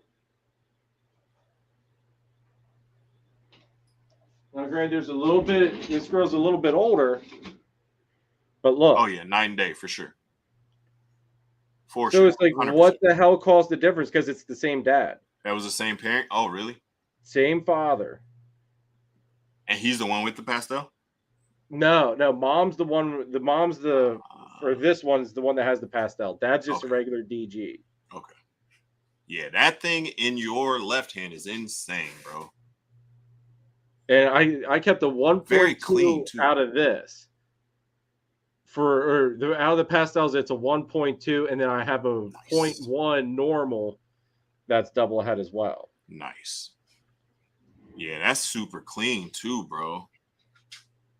Now here, let me show you this now. This might even knock your socks off a little bit. Because this would be sister to that one I just showed you. Okay. The not so good looking het DG. Oh yeah, there's wow. Look at how she glows. Wow. I wonder if you might have some kind of enhancer gene going on in there. I don't know, man. Or like the more I watched that DG discussion that MJ had on with Justin and Summer, they were saying that a certain combination of those DG genes, even if it's in the het form, it shows up and makes it look damn near visual. Yeah, because here, I'll pull out her brother quick. Easy, don't bite me, saddle. Now her brother, I mean, there again, it's night and day. Yeah. Hey, here's the brother. Yep. But he's a lot darker. That looks more like what you would expect. But that one over there in your left, boy. Yeah. The only thing cool about him is he almost looks Orange Dream, if only like really, really freaking dirty, but he's super clean pattern. None of them dudes have really a wobble either, man. No, dude, for the most part, all my spider shit's very solid. Nice. Like that, I think that's one reason why I don't understand why everybody hates it. Yeah, everybody know where up is. Everybody can, that's cool. Ray's still in the building. Patrick, what's up, man? Appreciate you. The one Bosa, man. I think because my pastel DG is from the Bell line. So I think whatever the pairing was, I think I paired him to a fire female. Okay.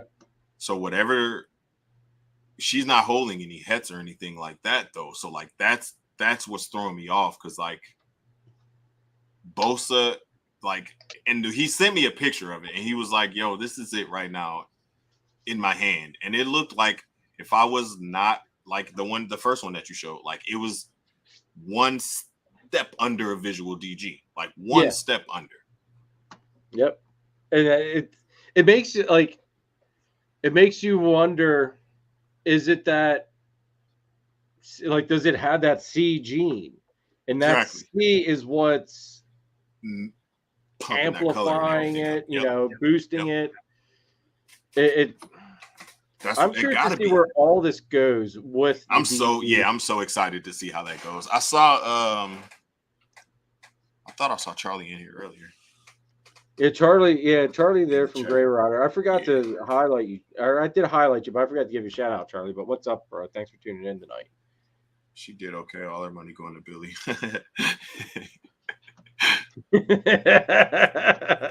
Sounds about right. Shout out to Billy. Dude, I freaking love Billy, man. Absolutely love that guy. Super cool. But yeah, like, it makes me really wonder if you have that other gene in there, if that isn't what's boosting a non-visual to look all but visual. Yep. It gotta be just from the way they described it to me. And then I immediately thought back to Bosa saying, are you sure this ain't a DG? Like, are you sure this ain't visual? As soon as I watched it, like, wow, because I usually watch Mike from Herb Collectors and then MJ afterwards, because Thursday is the day I clean rats. So I have that stuff on in the background while I'm cleaning rats. And I'm overhearing it, and I heard Justin, or maybe it was Summer, it was like, yeah, you can get the certain combination of the hets, and if it carries the A, B, and then the C or whatever, then your hets will look as close to visual as possible. And my brain immediately was like, Bosa just sent you a message like, bro, you sure that ain't a visual? So I think there's definitely something to that.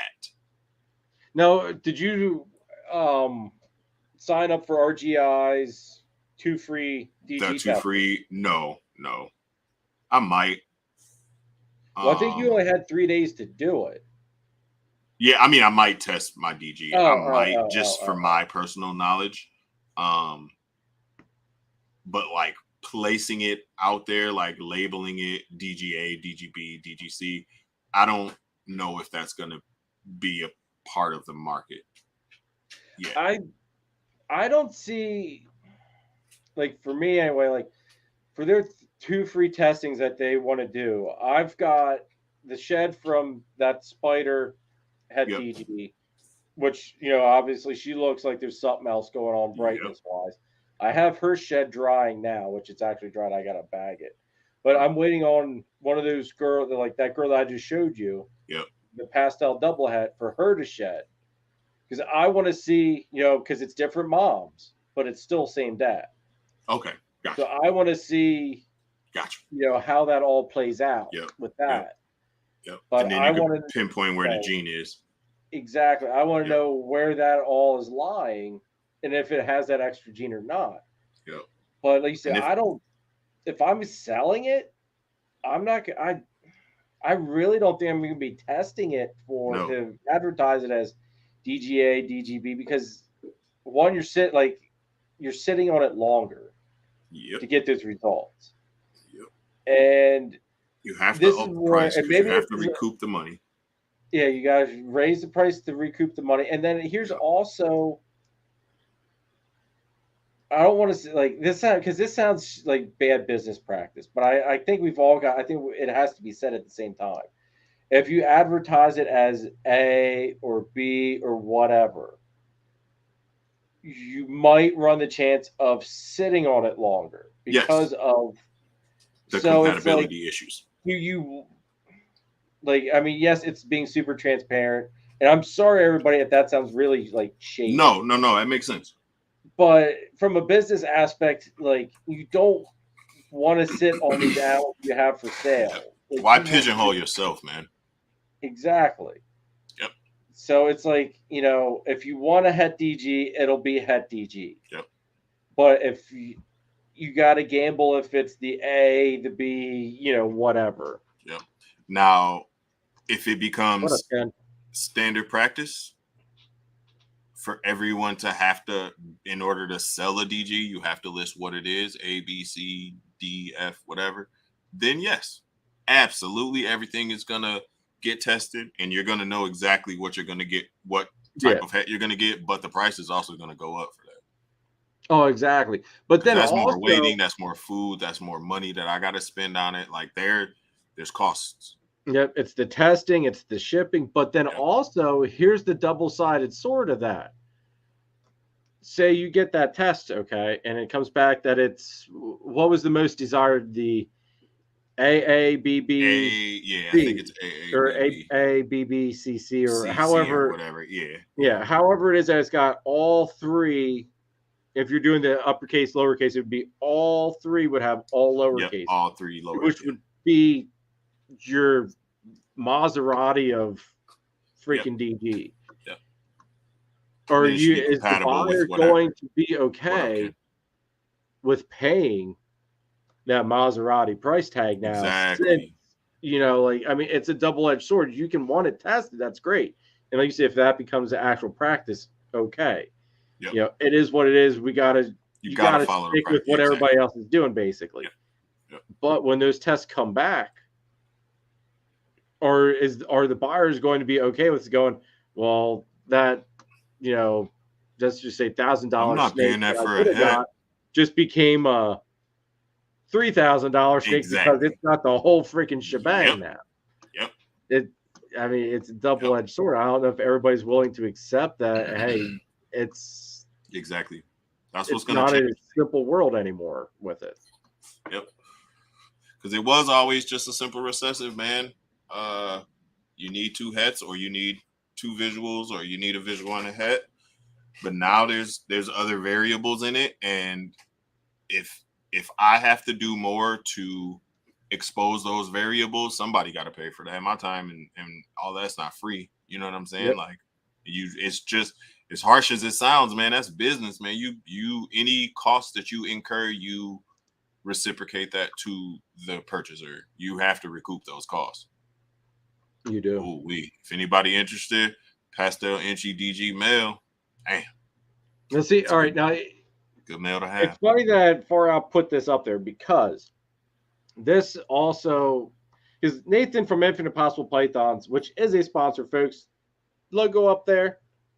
Him and I, like, Nathan and I talk an awful lot all the time, and him and I were, you know, bouncing ideas, you know, a whole bunch of what ifs, you know, like, what if the key to unlocking C, it would be, like, say, spider, or right here, everybody's kryptonite, pastel. What happens if the link to unlocking C comes from throwing pastel into it? I thought about that too. I would like to know, like Melinda just said, she did a head-to-head. I want to know if pastel was in either of those heads. Yeah. And how many other people did head-to-head without pastel versus with pastel and got visuals versus not. That type of thing. Yeah. And like you said, what if it's spider? What if it's, you know, what if it's something crazy? Yep, exactly. Like, and genes are weird. If there's one, like, I mean, think about if pastel would be the key to doing something really stupid, crazy with, because let's admit it, DG works great with pastel no matter 100%. what. So pastel, you know, there might be something to it. Yep. But is the market all of a sudden going to start praising pastel now? Exactly. Yeah, after everybody hates pastel for some reason? Exactly. And I don't understand the hatred on pastel.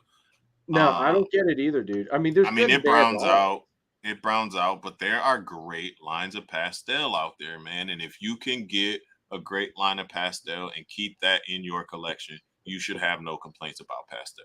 Period. Exactly. Look at that thing. That's how I want my pastel to look. That gave me a clutch. I want my pastel to look like that. Yep. Like 3 years old, double head Exantic DG, or not DG, double head Exantic clown. As a proven breeder, bro, that thing looks amazing, bro. Yep. And that's a good line of pastel. And like you say, as long as you can keep pushing lines like that of pastel in your collection, your pastel will be heads above the rest, bro. And look at that. This has that crazy pastel. That crazy. I was just going to say that too. Look at that pattern. Everything's pulled over. You got biceps, the alien head. The eyes look like Y's instead of 2 dots. I like that. That's wild. Yeah, it's some crazy shit. And pastel and DG are made for each other, like you said. But Kaiju always said that Albie has a great line of pastel. That citrus pastel is a great line of pastel. Like you just have to have a good line of pastel. This I'll show you. I think if he ain't shared right now, I'll put you up on the big screen. Actually, dude, if you want to show off any snakes, dude, like go ahead, feel free, man. And everybody, if you guys have any questions for Melecio as well, feel free to drop them in. Drop them in the chat. Freaking, you got me right there with the leopard off the start on that one, dude. Yeah, and that's from KG. That's a bomb project snake right there. Leopard, pastel, double head hypoclown. That makes me think of Just the color palette of it reminds me of my one pastel leopard I have in the rack. Now it doesn't have the really nice elongated patterns though. Yeah, everything's so stretched, man, and it's all linked together. Like all the alien heads link, and then he has the neck stripes, like a cryptic or krypton. Maybe that's freaking beautiful, man. Just don't have the big eye stripes, but yeah, like this type of pastel is gonna get pushed in my collection. This is a line of pastel. Let's see where he's at. I can keep pushing that, no problem. I dropped Coco. And here. Oh, go ahead. Let me see. Here is. Oh wow! Yes. Now he's going on 3 years old. But look at like the oranges on the bottom, the orange and yellow. Yeah. But he doesn't have that crazy long elongated pattern like yours had, which is what I almost looks creamy. Like, yeah, I like that, bro. That's a good line of pastel too. 5 out of 80 have pastel and only 1 super pastel. I know Pat should have popped up when we said pastel. He must be in the bed or something. Pat would have popped up if we start talking champagne, because I noticed Pat seems like he likes champagne. Yeah, he got a clutch of champagnes that is going to, all proceeds are going to USARK. Oh, nice. Yeah, so if you want to buy a clutch from him, all the proceeds will go to USARK. He's on Morph Market. This is another good line of pastel. Pastel Super Spectre. I'm 90% sure this is a cryptite. Look at that head. Yeah. I'm 90% sure that's a cryptid because the neck stripe, if I can get him to stretch out, the neck stripe literally goes all the way down his neck. It just continues all the way down the neck. Can't get it to show. But there it is. Man, that's a beautiful animal there, man. Yeah, so that's also going into the cryptic project as well. Look who it is. You talk about I'm gonna tell you something. If you say the word blade, Ray will pop up. If you say the word ultramel, Kaiju will pop up. If you say the word pastel, Pat will pop up. I think with Ray, I love Ray, man. Like, Ray's freaking awesome. If you say clown, Ray pops up, and the first thing out of Ray's fingers comes Blade. Blade, yep. Is that Blade? That looks like Blade. 100%. You man, all right. I gotta give Ray a big shout out, man. Ray is one of those people in this hobby and industry that has one of the biggest hearts out there. Oh yeah, facts. He went out and above and beyond. Like, dude, I didn't even I knew Ray in the chats. That was basically it. Yeah. I got a message from Ray saying, "Hey." I got a message from Ray saying, "Hey, what's your address? I want to send you a swag pack, like some shit." So I was like, "All right, awesome." Would flip flop some stuff. Yeah. And here he went out and he basically took up like a small collection from a couple other breeders that know me and all that stuff, and they went out and bought me a pair of those Enchroma colorblind glasses, hoping that it would help me with my color blindness. And wow, the first pair we got, like, they weren't really they were sunglasses, and I wanted them more for indoor than outdoor, just because outdoor, I didn't want to get them screwed up. If I kept them indoor, I'd be able to use them more for the snakes. Got it. And they wouldn't get screwed up. Less chance of scratches in that. Yep. So he helped me out, walked me through how to do all that shit. We went and got those. And long story short, sad thing is, apparently even the colorblind glasses don't fix what my eyes see. But moral of the story is, Ray has never met me. Exactly. Up until then, Ray had we had never really talked a whole lot. It was just a random huge act of kindness. Yep. Yep. That's what Ray does, man. That's just the type of dude he is, man. Like, and that's why I was drawn to him right away. Like him, I keep saying T-Keys, like the boy Pat, Kaiju, these guys, like they aura is different. You know what I'm saying? Like they kind of, you can tell they just genuine nice people, bro, for the sake of being genuine nice people. No ulterior motives, no like hidden things that they're trying to get over on you with, like nothing like that. Like it's just genuine people, man. And that type of stuff is my soul, my aura gravitates towards that type of thing. So it was fate for me and Ray to meet each other. And I'm gonna say it again. I was correct about T-Keys, and Ray wave is the next wave that's gonna take over. Watch. I believe it, dude. I believe it. Just the positivity, bro. The whole like, I ain't never seen Ray even like, I ain't never seen that vein even get big in his forehead. You know what I mean? Like he ain't never been like upset, like never like down talk nobody, never nothing, bro. Like just a genuine dude. Bosa, same way with Bosa, man. Like Bosa, like never, he don't ask for nothing in return, but the first person to put your link in the chat, the first person to say what's up, he and everybody live stream, even if it's 3 live streams going on, he jumping from live stream to live stream to live stream, bro. I was gonna say, I don't know how he does it. He's gotta have like 3 different phones, have the wife on one, like, because if you watch, like, he's everywhere at the same time, at the same time, bro. And like, do you know how much effort and concentration that take? Because he listening to what's going on. All that information. Bro, I can't do it. Yeah, I can't do it, bro. He be on it, man. And it's just like, that's the reason I'm still here, because of community, man. Like, the snakes are great, wonderful, amazing animals. It's cool to make a little money doing what you love. Like, but the community is the reason I'm here, man. That's it right there. The love from Ray is like no other, bro. That's it.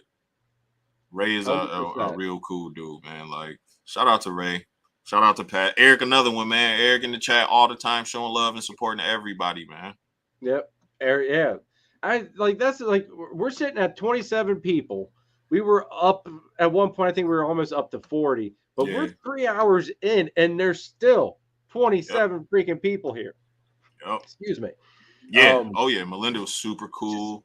Man, freaking love from everybody. Like, it's, you get what you give, man. And I am never gonna be that negative person down talking somebody else. I'm never gonna put down anybody.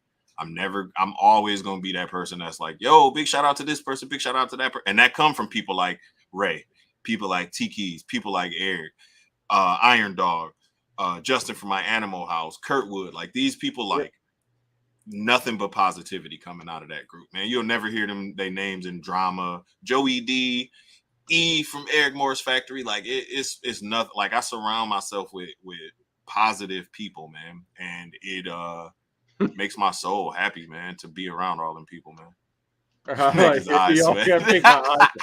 Right, dude. Right. Number love, big Ray. You, man, you definitely deserve all. Like, you deserve the world, bro. You really do. You love so much. And I am a firm believer in giving up, like, giving people their flowers and showing appreciation for the people who helped put me in a position I'm in right now. Because I wouldn't be here if it wasn't for, you know what I'm saying, like, the people that I've named and everybody who, like, yesterday during my live stream, bro, Fitz Family Constrict, Going Youper chimed in, bro. I ain't heard from dude in who knows how long. And seeing him in the chat and him telling me who he was made my night, bro. Because he was one of the earliest dudes in the game as well, who gave me, like, little hints of advice here and there, like, hey, like, negative things gonna happen, negative people gonna come in your life. Get away from all that. As soon as you recognize negativity, remove yourself from that situation. And I took that to heart, man. And I've been, you know, I've been doing very well ever since, man. Not only with the productions and the animals and that, but like this whole community and this group that I met, man. People like show me love. And I'm, like you said at the beginning, I'm a nobody. You know what I'm saying? And people show me love, support me. I got 10 Patreon followers, or, you know, family members who I consider like legit a family. Like I rock with them. Like I rock with them. There's the usual suspects. Like I rock with them. Them people is my family, man. Like they come, there's nothing that's going to come in front of them besides my actual like true family that's upstairs. Yeah. Oh yeah. TJ, Greg, Mitzi, always in the chat showing love. Like this community makes this hobby worth staying in. The great thing is, like, all right, I never met TJ or Greg. I'll get to meet them finally in person here this weekend. But TJ was on with Jeff and Angie there from Celtic. Yeah. And then they were doing just like, I think it's like a mom juice. Yeah. One of the mom juice lives or whatever. I hopped in with them, and that's how I got to know TJ and Greg. And like, we talk like on a semi-regular basis. I mean, the way this all boils down for people knowing and becoming friends with one another, like, it's amazing. Organic too. Nothing was forced. Yeah, exactly. It just, we're all on the same page. We all think very similar. Yeah. Oh yeah. And we're all a little bit crazy. Yeah. There's all of us got something wrong, because why else do we have like hundreds or close to 100 snakes in our freaking houses? Like, yep. I mean, people at work ask me all the time, how many snakes you guys? Like, well, I sit there and say, well, if you include the babies, I guess it's probably close to 100. Yep. And the eyes falling out there like, what? Like, that's 100 too many. It's like, dude, it's like, man, they take up very little space. They're easy to take care of. Yep. There's just there's therapeutic, and this community is therapeutic. Exactly. It's good for my mental health, man. Yeah. Good night, Tim. Thanks for tuning in, bro. Appreciate you, man, for coming. It's been times when I've been like super low and like not wanting to continue like pushing forward and going through life and shit. And I can honestly say those feelings have not entered my mind, thought process, or anything since I got in with this community and with these animals, man. Like, it's been nothing but positivity and love. And if I do start to feel like a funk coming on, bro, I go down here and I start pulling open these tubs, man, and serotonin is flooding my body, bro. I'm in the happiest mood ever, bro. So like, it's good. Like, all this stuff is good for mental health. A couple podcasts ago, we kind of touched on mental health here and there, and it's like something that's not talked about enough that should be talked about more, especially when it comes to people like y'all who help keep everybody stable and everybody mentally there, and keep us, on a level playing field. No ups and downs, no manics and, whatever the other one is. No ups, and everything's kind of level. Everybody kind of, not to say checks each other, but everyone holds each other accountable. You know what I mean? In the industry. And we kind of weed out the bad seeds amongst ourselves. Like, we self-policing, man. There's no reason. That's why it's really important to support US art. Because we don't need like governors and people who don't even own reptiles telling us how to keep our reptiles and what's safe for our reptiles and for the community, man. We can do that ourselves, and we've proven it. We continuously prove it, man. Like, look at this whole thing with like Slither and all that's been going on lately. Like, the community found out, bro, and ran that man out of the game. Like, ran him out of the game, bro. Freaking pitchfork torches, basically. Exactly. No one deals with that. And it's funny because MJ been dropping dimes about him, like, throughout the podcast here and there without like saying his name. Just like, I don't like abuse. I don't like neglect of animals. It's people in the industry who neglecting animals, and everyone's still shaking his hand. Like, he was dropping these dimes, and then all of a sudden when it comes out, I'm like, oh, like everything started to make sense. And like, we we don't need that negativity, and we're more than capable of taking care of ourselves and these animals. So salute to everybody out there in the community who handling business and putting husbandry and the care of these animals first, man. Y'all the real MVPs. Yep. Let's see. Jeremy. I was just reading that. I was just reading that. Greg and TJ is hilarious, especially together, man. Oh, like, dude. I think I always need to record Greg's reaction when he actually sees the man cave. Like, pictures is it's gonna be nuts. But actually in person, like, I don't think you fully grasp. It's gonna be nuts. I can't wait to get. That's one of the main reasons I got to make it to that barbecue, just to see that damn man cave, dude. And by next year, dude, just think about how much more is going to be on them walls. Like Dom, we were, like I said, we were flea marketing today. Yeah. And Dom said, "Dad, you should get like one of these signs that hanging up in your man cave." I was like, "Dom, it's like I don't even, like I'm running out of room, dude. It's like I'm trying to have to pick and choose what goes up on the wall. Like I'm trying to figure out who's like, you know, how many more autographs can I get to? Yeah, running out of space, man. Heck yeah. TJ's right here. Animals first, sales second. Yeah, that part. 100%. That part, man, because it's too many. Like we've had in our Wisconsin Clan chat, we've shared some like horror stories about like maintenance feeding and how breeders have 2-3 year old snakes and they like 300 grams, and I'm like, bro, that cannot be healthy, like for this animal, like, and it's such a negative thing that's swept under the rug, man. Good night, E. Appreciate you, man. That's not talked about, and I think more light should be shed on that. Like, maintenance feeding is a negative, man. Don't do that. If you can't afford to feed these animals the correct way, you are producing too many of them. Plain and simple. I know, like, I mean, I feed, like, I don't know how your feeding schedule is because you produce your own rats, so you basically can do feed every week, basically, probably. Hatchlings and under 500 grams get fed every week. Anything 1,000, 1,200 or more every other. Okay, that's basically, I go up to that 200 to 300 gram mark, and then that's when I switch them to every other week. Okay.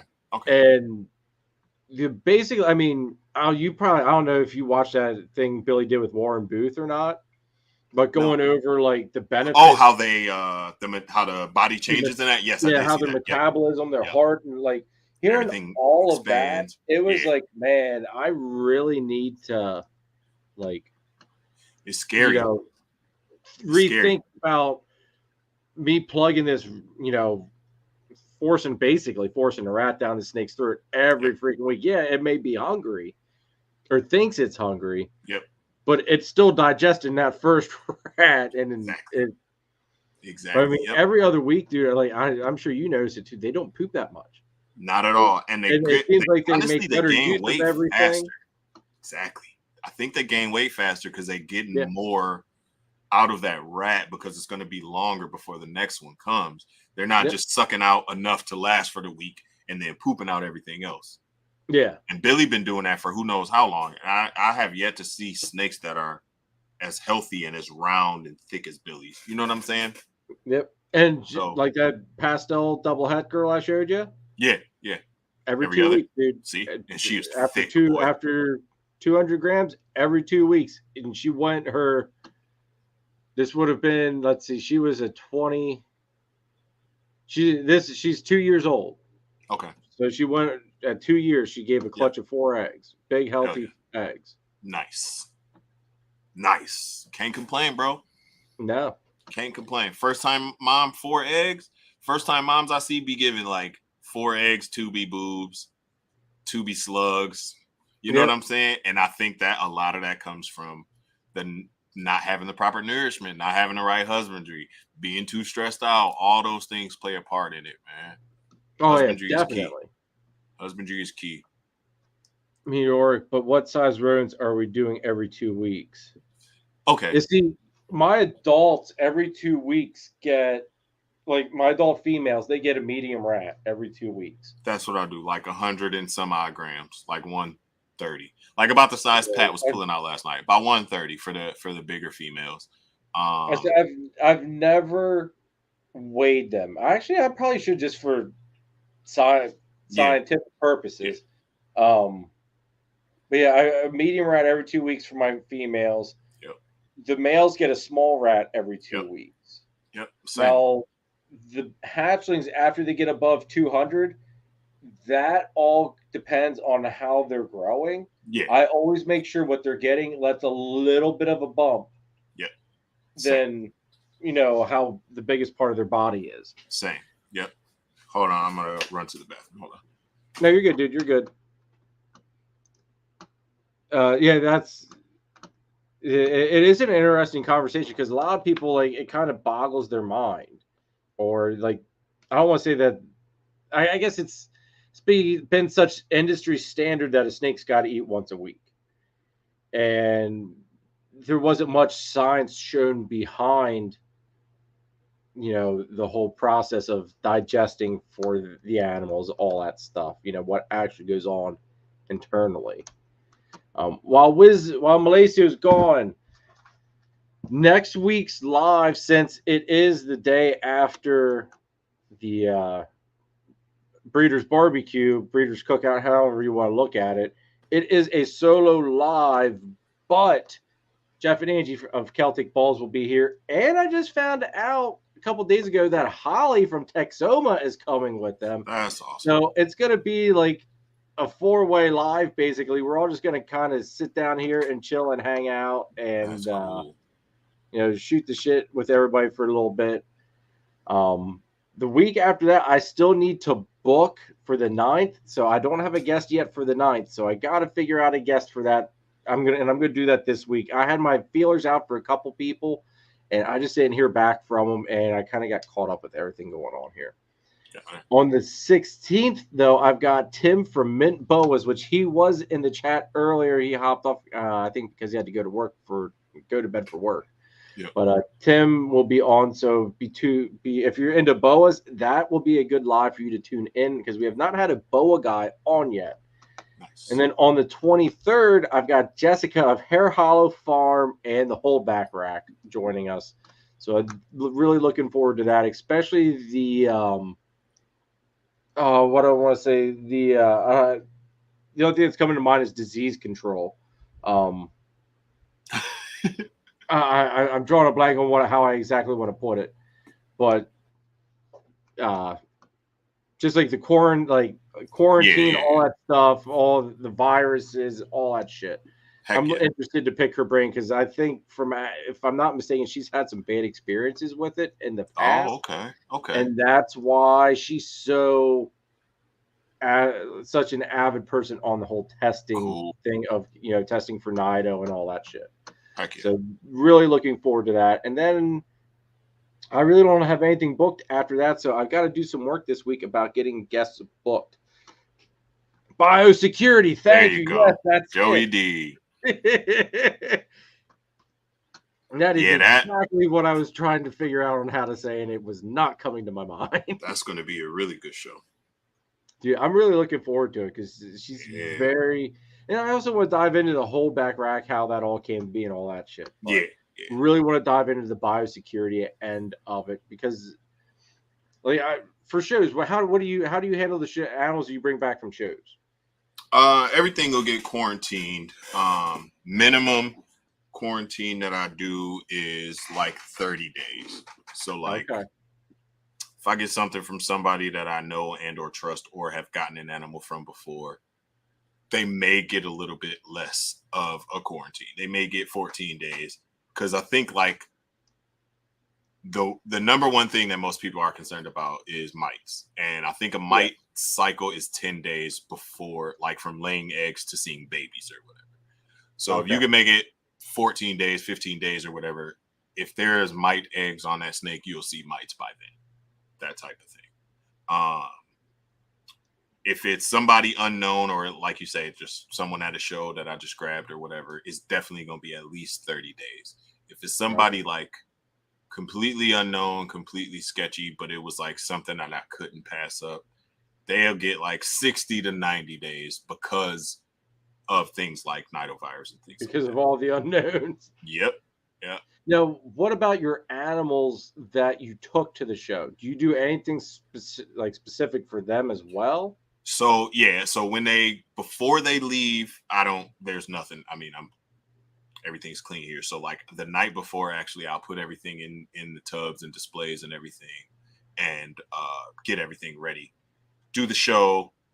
Whenever people want to touch or hold the snake or whatever, it's always hand sanitizer before and after. Always. Like, yeah. I get dirty looks. You can give me all the dirty looks you want to. Put some hand sanitizer on your hand, bro. Yeah. Like, otherwise, you're not gonna hold the snake. Like, period. When they get back, everybody who I took, I hate bringing animals back, but everything that I took gets a bath in Dawn, bare minimum, because Dawn will kill mites, ticks, fleas, anything like that on contact. Everything gets a Dawn bath and then like a regular rinse off to make sure, because Dawn will dry your animals out very badly. Like, you'll have a horrible shed if you don't get all the Dawn off. It'll consistently, like, constantly draw moisture from the animal. I didn't know that. Yeah, I mean, I always dry them off afterwards anyway. Yep. Give them a good rinse like and then dry them off and stuff, but I didn't know that it would dry them out like that. Yep. And then after that, I mean, I trust the Dawn, good enough to get rid of anything crazy. I'm not overly concerned about like any like RIs or anything like that, because my displays have like the heat tape underneath them and everything. And I got a thermostat hooked up to it, so all the temperatures are maintained and everything like that. So there's no like huge fluctuations or nothing. The worst thing for temperature is probably the car ride. So, because if it's hot, I'm having the AC on. I'm sorry. I can't be comfortable. I got to be comfortable then. Oh, that's right. TJ. You know what, TJ? Maybe TJ's the 9th. There you go. I'll be in the building for that one. Hold on, TJ. I completely goofed because I think, hold on. Let me find her chat. Greg. Now I feel like a complete idiot here because I bet you I did. I was probably setting dates up and just set it up and never. Some kids probably sidetracked me. Life. Yeah. I got a 20-month-old. That dude never sits still.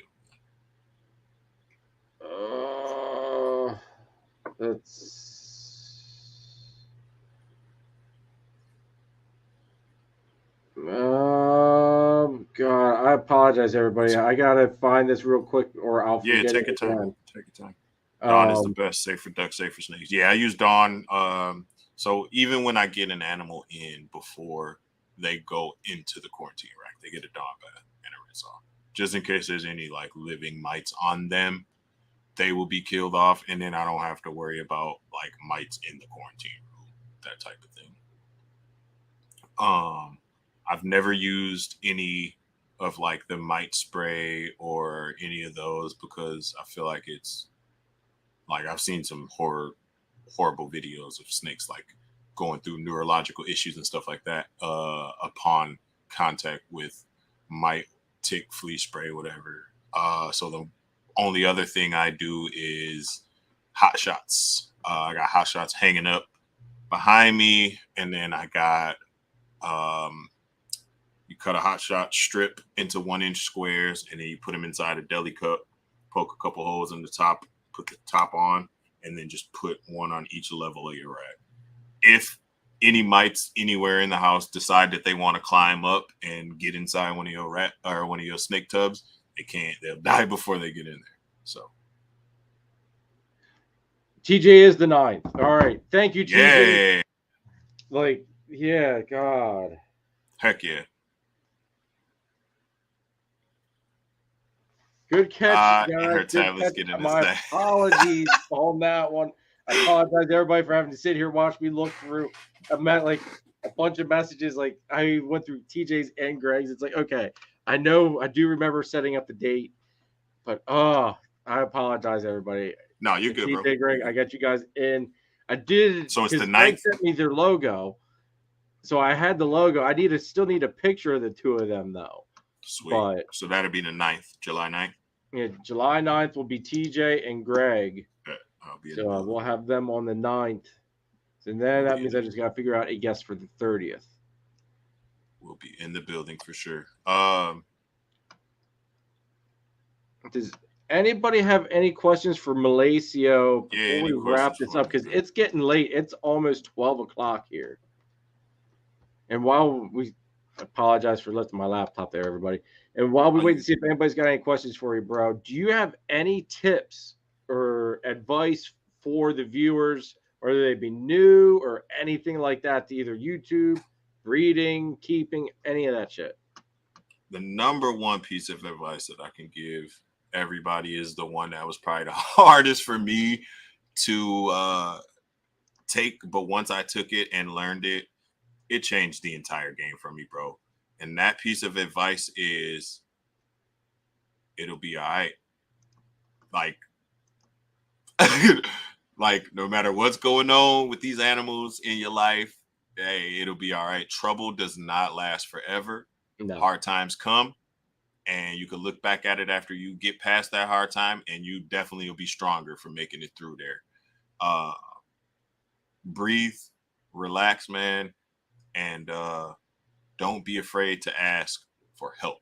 Don't be afraid to ask, no matter how dumb you feel the question is, no matter how big this breeder may be. Don't hesitate to ask, especially if it's somebody like me, Jeremy, anybody that's in the chat more than likely. And I don't care what time it is. When I get the message, I will respond to it, man. Like, yep. Don't sweat the small stuff. Keep things pushing. Totally agree, dude. Totally freaking agree. And I mean, everybody can contact me, Instagram, email, all that shit. Same. Yeah. The only time I won't respond is if I'm super busy at work or if I'm sleeping. That's literally the only time as soon as I can get to you. I mean, even with Morph Market, people inquiring about snakes and stuff. I think I forget what my Morph Market time of response is, but it's pretty damn freaking quick. I can tell you that much now. And that kind of stuff matters. That's one of the first things I look at. Like, how responsive is this person? That's one of the first things I look at. Besides like their overall rating and score. Yep. Thank you, Ray. Appreciate it, bro. Which, Ray, we got to get you on here yet too. So maybe you'll be my victim for the 30th. You want to talk about somebody who can leave you feeling good after a podcast, man? That dude right there, man. I believe it, dude. Straight up. Wait. What is this sleepy talking about? Yeah, we all can't live like you, E. We all don't have batteries that we could just take out and put back in. Yeah, man. Like, I got a lot of stuff I got to try to accomplish this week. Yeah. A lot of stuff. Yeah, it's going to be a busy week for you, bro. Dude, main goal for tomorrow is get the porta potty ordered, and I got to run out and buy a new grill because everybody's giving me shit in my group chat because I posted a picture of me grilling on it, and somebody noticed that I had a hole burnt through my part of the grill itself. Yeah. So everybody's giving me all sorts of shit. So now it's like, all right, fine, I'll go get a new grill. That happens. Have you ever looked at the price of just the grill insert itself? Yes. Insane, bro. Insane. So you get 3, like mine takes 3 sections. Till you get those 3 sections, you're like $40 off of a new grill. Well, shit. Might as well just get a new one, bro. Exactly. That's what we're gonna do. I told Dom, hey, you're going to get some driving in this week. You're going to take me to Lowe's. We're going to go get a grill. Heck yeah. I think that's where we got ours from. We got our grill, and then I got a Breakstone griddle from there too. Oh, okay. Yeah. See, I would love to get, what is it, a Traeger smoker? Yeah, I want a smoker too. My buddy down the road's got one, and dude, that makes some killer food. But I don't have the patience for that smoking show. Me neither. That's why I don't have one. I don't got time because I'll either not want to do it or I'll forget that it's in there. Yep, exactly. Dude, my wife, like, we had one of those RO systems, so I would always get the water for the snakes out of the RO system. Now, there's nothing wrong with our normal well water here. The well water tastes probably better, I think. But I would always get the water out of the RO system. Well, I wouldn't always have the water jug in the sink. I would prop it up on the side of the sink. Yeah. And I'd get sidetracked doing something. And it takes a while sometimes for a gallon to fill up. 100%. So I'd forget about it. And next thing I know, I hear water hitting the floor. I'm like, what's that noise? And then my wife just yells at me, "You did it again, you dummy." It's like, oh, yep, your stomach goes way up here, dude. Yes, bro. Yes. So that's also part of the reason I started switching just to doing the tap water, not only because it tastes just as good and it's completely fine to use, but it keeps me out of trouble. Heck yeah. But like if I can do it with that on that quick of a time frame. If I put something to smoke, you may as well consider that thing. Unless it has like Wi-Fi and can send me an alert, like I'm done. I forgot. Yep. It'll be tomorrow, and then I'll wake up at like 4 a.m. and run outside. You know what I mean? Like, oh no! Oh, I forgot about supper. Yep, it's just a hockey puck inside the smoker. I'm like, oh, I made some jerky. Oh shit! I want to thank you everybody for joining us tonight. Man, I greatly appreciate it, man. 3.5 hours. We are still at 21 people watching this. Had a blast, man. Everybody that's watching this now live, or even if you're watching on the replay, I greatly appreciate all the love and support, guys. Really, really do. Melecio, I really appreciate you being on here with me tonight, bro. Absolutely. Thank you for having me, man. I got to thank Nathan there at Infinite Possible Pythons for sponsoring this week's episode as well. Make sure you guys go check him out. Bang Project, everybody. Nathan can hook you up. And on top of it, your one-stop shop for all of your branding needs. Hit that man up because the stuff that he produces is top-notch quality, guys. Like the tablecloth that I got from him, holy crap. The thing it's heavy duty, dude. Nice. Like freaking amazing. I mean, it's fitted nice. It's amazing quality. Then also can't let out my brother Chris at S Reptilia if you need ball python, boa colubrid, blood. Did I say blood python? I know I said ball python. Anyway, Chris is one-stop shop for basically whatever you need as long as it's not a freaking gecko. Chris can hook you up. If you're an Eastern P and you need rats, he's got you covered on that as well. And he's also Pennsylvania's distributor of cocoa to go in the chipper, which is the best cocoa substrate on the market, in my opinion. And if you're not close to PA and you would like to try it out, hit Chris up and he can probably get you hooked up with a distributor in your area. So definitely give him a shout. And also, everybody, July 15th, Gettysburg Reptile Expo, LLC. I will see you there. Make sure you come out, say hi. And you can see a bunch of the faces that are almost always in this chat as well. So go ahead and come out and hang out with us. I think Nicole from Lady Tiz is going to be there with us this year at this next show. Awesome. Nathan will be there. Chris will be there. My buddy Danny from DTMG will be there. A whole bunch of us are set up there. So definitely come out, say hi, check us out. I think Kai from Lucas Landon might be there as well this show. So July 15th, folks, lots of heavy hitters. And also can't forget Husbandry Pro. Click that scan that QR code, click the link in the description down below, free 30-day trial of the best reptile record keeping and tracking software on the market today. So check it out. Free 30 days. You got nothing to lose, guys. Big facts. Husbandry. Again, bro, stay on here 1 second though, but thank you so much, bro, for being on. I knew we'd flow like this, but dude, in all honesty, like we were talking about this backstage on how I love that your content just flows, and that's how this whole freaking night was. Dude. Yes, so I absolutely loved it, bro. I had a blast, man. Thank you for having me, bro. Appreciate you. It was my pleasure, man. I appreciate you coming on. Yep. Everybody in the chat, thank you again so much for being on. and hanging out with us. This week's video, I'm actually going to do a premiere, so that way I'll be in the chat and I can talk with you all. But I think I'm going to do the update on the Exantic clutch. So Nice. I'd like to get some of the feedback from everybody. See how you guys all love these babies, because I'm absolutely over the moon with them. And they're starting to have their second shed, so we're going to be sending that het clown testing out. So I'll finally know out of the Exantic stuff what stays and what goes. I should have kept their first sheds, but I had them all lumped together, and you can't tell what came from who. But there's now finally starting to shed out, so I'm going to start sending out those clown testings and figure out who's staying and who's going, because I need an Exantic het clown male. There's 2 males that I have to choose from. Hopefully one of them has it. It's either that bumblebee I showed off earlier, or it's a pastel that's got it. Hopefully. Either way, we'll see. Good luck. Fingers crossed for you. Thank you, bro. Appreciate it, man. Oh yeah, for sure. But everybody, I'll catch you next week. Like I said, Wednesday I'll be there. We'll do a premiere. If you're a member, a channel member, I will be doing the members only live stream on Wednesday. Roughly, I'm going to say like 9 o'clock. I want to make sure that T and Keisha are done with their live. So make sure you guys go check out Keys Constrictors, please. They run an awesome live stream. So go check them out for Wednesday night.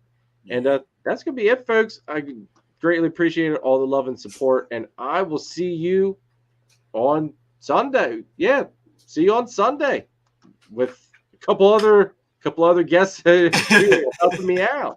Who knows? It might be a rather interesting live. A round table, baby. You never know what you're gonna get with Jeff in the house. Oh, for sure.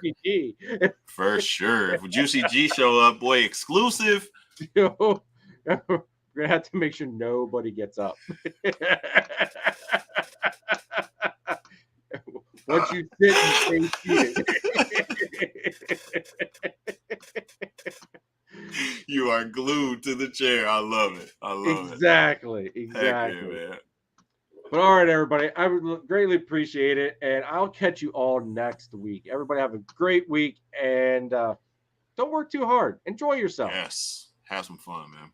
Exactly. Take it easy, everybody.